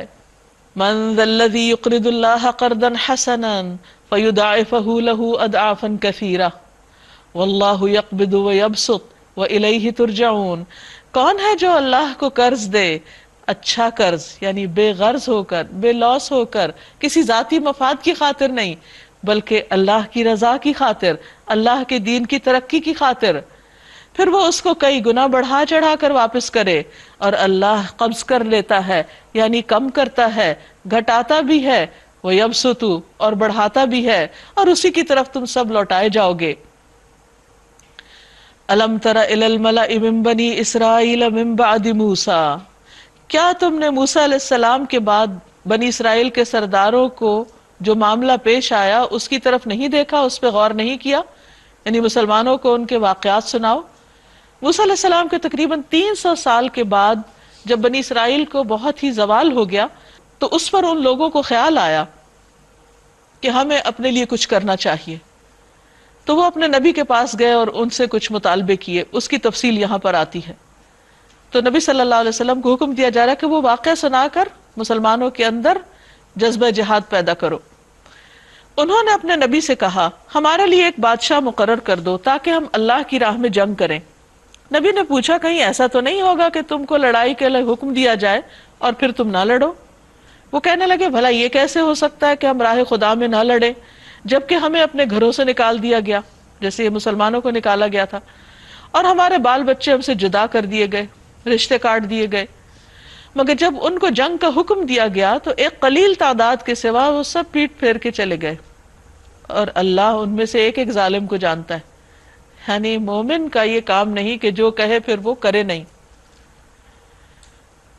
تو مسلمانوں کو اصل میں بنی اسرائیل کے واقعات سے یہ سمجھانا مقصود ہے کہ تم نے وہ نہیں کرنا جو وہ کر چکے ہیں، ان غلطیوں سے بچنا ہے، ورنہ انجام وہی ہوگا جو ان کا ہو چکا. ان کے نبی نے ان سے کہا کہ اللہ نے طالوت کو تمہارے لیے بادشاہ مقرر کیا ہے. یہ سن کر وہ بولے ہم پہ بادشاہ بننے کا وہ کیسے حقدار ہو گیا؟ اس کے مقابلے میں بادشاہی کے ہم زیادہ مستحق ہیں، وہ تو کوئی بڑا مالدار آدمی نہیں، ہمیں چنا جانا چاہیے تھا. نبی نے جواب دیا اللہ نے تمہارے مقابلے میں اسی کو منتخب کیا ہے اور اس کو دماغی اور جسمانی دونوں قسم کی اہلیتیں فراوانی کے ساتھ عطا کی ہیں، اور اللہ کو اختیار ہے کہ اپنا ملک جسے چاہے دے. اللہ بڑی وسعت رکھتا ہے اور سب کچھ اس کے علم میں ہے. اس کے ساتھ ان کے نبی نے ان کو یہ بھی بتایا خدا کی طرف سے اس کے بادشاہ مقرر ہونے کی علامت یہ ہے کہ اس کے عہد میں وہ صندوق تمہیں واپس مل جائے گا جس میں تمہارے رب کی طرف سے تمہارے لیے سکون قلب کا سامان ہے. کہا جاتا ہے کہ بنی اسرائیل کا یہ باکس جس میں موسیٰ علیہ السلام کی تورات کی تختیاں بھی تھی، ان کا عصا بھی تھا، کچھ من و سلوہ کے بقیہ جات بھی تھے، تو اس کو یہ بہت عزیز رکھتے تھے. تو ایک جنگ میں یہ باکس ان سے چھن گیا تھا اور یہ چاہتے تھے کہ وہ واپس آ جائے. تو اللہ تعالیٰ نے وعدہ کیا کہ اگر تم اللہ کے راستے میں نکلو گے اور طالوت تمہارے سربراہ ہوگا تو تمہیں وہ باکس واپس مل جائے گا. تو جب لوگوں نے اس پر اعتراض کیا کہ طالوت کو کیوں بادشاہ بنایا گیا ہے اور اس کے پاس مال نہیں، تو اللہ تعالیٰ نے فرمایا کہ اللہ نے اس کو تم پر اس لیے چنا ہے کہ اس کو علم اور جسم میں وسعت دی ہے، یعنی وہ ابیلٹی رکھتا ہے. صرف مال ہی وہ کوالٹی نہیں ہوتی کہ جس کی بنا پر انسان لیڈ کرے، اس کے لیے انسان کو ذہنی جسمانی صلاحیتیں اور طاقتیں بھی چاہیے ہوتی ہیں، اور وہ اس کے پاس وافر مقدار میں موجود ہیں. واللہ یؤتی ملکہ من یشاء، اور اللہ جس کو چاہتا ہے اپنا ملک عطا کرتا ہے، اور اللہ وسعت والا جاننے والا ہے. اور ان کے نبی نے ان سے کہا کہ اس کی حکومت یا اس کی بادشاہت کی نشانی یہ ہوگی کہ تمہارے پاس وہ تابوت واپس آ جائے گا جس میں تمہارے رب کی طرف سے سکینت ہے، اور آل موسیٰ اور آل ہارون کے بقایا جات ہیں جس کو فرشتے اٹھائے ہوئے ہوں گے. کہا جاتا ہے کہ اس میں تورات کی تختیاں تھی، موسیٰ علیہ السلام کا عصا تھا، اور اس کے علاوہ من و سلوہ بھی تھا، اور فرشتے اس کی حفاظت کر رہے تھے اگرچہ وہ ان سے چھن چکا تھا، دشمنوں کے پاس تھا. ان فی ذلک لآیۃ لکم، بے شک اس میں تمہارے لیے نشانی ہے، ان کنتم مؤمنین، اگر تم مومن ہو. فلما فصل طالوت بالجنود، پھر جب طالوت لشکر لے کر چلا تو اس نے کہا ایک دریا پر اللہ کی طرف سے تمہاری آزمائش ہونے والی ہے. یعنی جب انسان اللہ کے راستے میں نکلتا ہے تو اس کا امتحان ضرور ہوتا ہے. فمن شرب منہ فلیس منی، تو جو اس میں سے پانی پیے گا وہ میرا ساتھی نہیں، اور میرا ساتھی صرف وہ ہے جو اس سے پیاس نہ بجھائے. ہاں ایک آدھ چلو پی لے تو کوئی حرج نہیں، مگر ایک گروہ قلیل کے سوا وہ سب اس دریا سے سیراب ہوئے. انہوں نے کہا ہمیں تو بہت پیاس لگی اور خوب پیٹ بھر کے پانی پیا، اور جب پانی پی لیا تو پھر کسی کام کے قابل نہ رہے. ایسے لوگ اللہ کے راستے میں کیا کر سکتے ہیں جن کی توجہ صرف کھانے پینے پر ہی ہو.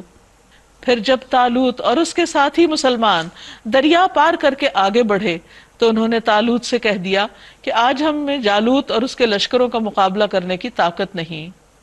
لیکن جو لوگ یہ سمجھتے تھے کہ انہیں ایک دن اللہ سے ملنا ہے، انہوں نے کہا بارہا ایسا ہوا ہے کہ ایک قلیل گروہ اللہ کے اذن سے ایک بڑے گروہ پہ غالب آ گئے. ان کے اندر کوئی بزدلی نہیں تھی، وہ کم تعداد میں ہونے کے باوجود بھی تیار تھے مقابلے کے لیے. اللہ صبر کرنے والوں کے ساتھ ہے۔ اور جب وہ جالوت اور اس کے لشکروں کے مقابلے پر نکلے تو انہوں نے دعا کی، ربنا افرغ علینا صبرا وثبت اقدامنا وانصرنا علی القوم الکافرین، اے ہمارے رب ہم پر صبر کا فیضان کر، ہمارے قدم جما دے اور اس کافر گروہ پر ہمیں فتح نصیب فرما۔ آخر کار اللہ کے اذن سے انہوں نے کافروں کو مار بھگایا اور داؤد نے جالوت کو قتل کر دیا، اور اللہ نے اسے سلطنت اور حکمت سے نوازا۔ یعنی یہاں داؤد علیہ السلام کے جوہر کھل کر سامنے آ گئے، اور پھر طالوت کے بعد داؤد علیہ السلام کو بادشاہت عطا ہوئی، اور جن جن چیزوں کا چاہا ان کو علم دیا۔ اگر اس طرح اللہ انسانوں کے ایک گروہ کو دوسرے گروہ کے ذریعے سے نہ ہٹاتا رہتا تو زمین کا نظام بگڑ جاتا، لیکن دنیا کے لوگوں پر اللہ کا بڑا فضل ہے کہ وہ اس طرح فساد دور کرتا رہتا ہے۔ تلک آیات اللہ نتلوها علیک بالحق، یہ اللہ کی آیات ہیں جن کو ہم آپ پر حق کے ساتھ پڑھ رہے ہیں۔ وَإِنَّكَ لَمِنَ الْمُرْسَلِينَ، اور بے شک آپ یقیناً رسولوں میں سے ہیں۔ وآخر دعوانا ان الحمد للہ رب العالمین۔ اب آپ کے ذہن میں کوئی سوال ہو یا آپ کوئی بات کہنا چاہیں، یا اس بارے سے آپ نے جو سیکھا ہے اگر اس میں سے کچھ آپ شیئر کرنا چاہیں تو موسٹ ویلکم۔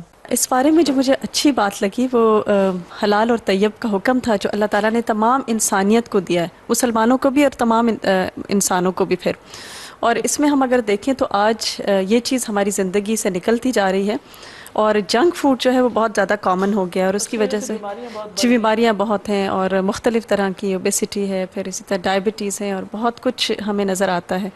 اور اس کے برعکس اگر ہم سنت کو فالو کریں اور اس کی طرح سے اس کی غذائیں استعمال کریں تو زیادہ ہمارے لیے فائدہ مند ہے۔ اللہ تعالیٰ نے اس پارے کے اندر جو ہم شروع سے پڑھ رہے ہیں تو اس کے اندر اللہ تعالیٰ نے جو احکامات دینا شروع کیے ہیں، سب سے پہلے قبلے کی تحویل کا حکم ہے، پھر اس کے بعد جو احکامات آئے ہیں تو سب سے پہلا جو حکم دیا ہے اس کے اندر یہ کہا ہے کہ یہ مشکل لگتا ہے، لیکن جو ہدایت یافتہ ہوتے ہیں ان کے لیے کچھ مشکل نہیں ہے، جن کے دل اچھے ہوتے ہیں، ہدایت پانے والے ہوتے ہیں، ان کے لیے کچھ مشکل نہیں ہوتے۔ اس میں استاذہ ایک چیز جو آج کے پارے سے مجھے اچھی لگی وہ یہ تھی کہ اللہ تعالیٰ نے ہمیں امت وسط بنایا، اور امت وسط کیا ہے؟ ایک بہترین امت۔ تو اس بہترین امت کو بھیجا اور اس کو کچھ گولز دیے، کچھ آبجیکٹیوز دیے، کچھ مقصد دیے۔ تو کسی جگہ میں پڑھ رہی تھی کہ ایک ہالی ووڈ کے سٹار نے ایک مووی کا رول پلے کرنے کے لیے اس قدر اپنی زندگی کا کئی سال لگا دیے کہ وہ جو رول ان کو دیا گیا تھا کہ وہ کیسے کھاتے ہیں، کیسے پیتے ہیں، اس نے اپنے پورے گھر کو اس رول کے مطابق اپنی پوری زندگی ویسے اس نے چینج کر دی۔ یوگا کے سٹائل میں بیٹھنا شروع کر دیا، اپنی سکن کو ٹین کر لیا، صرف ایک رول کے لیے۔ تو آپ دیکھیے کہ ہمیں تو اللہ تعالیٰ نے ویسے ہی آلریڈی ایک رول دے کر بھیجا ہے، بہت بڑا رول دیا ہے۔ تو ہم بحیثیت قوم، بحیثیت امت، کیا ہمارا کچھ ویژن ہے، کیا ہمارا کچھ مشن ہے، کیا ہم اس جو اللہ نے مقصد دیا ہے اس کی تکمیل کے لیے ہم کیا کر رہے ہیں، یہ ہم سب نے سوچنا ہے۔ ناظرین، اس کے ساتھ ہی ہمارا آج کا پروگرام ختم ہوا، اجازت چاہتے ہیں۔ السلام علیکم ورحمۃ اللہ وبرکاتہ۔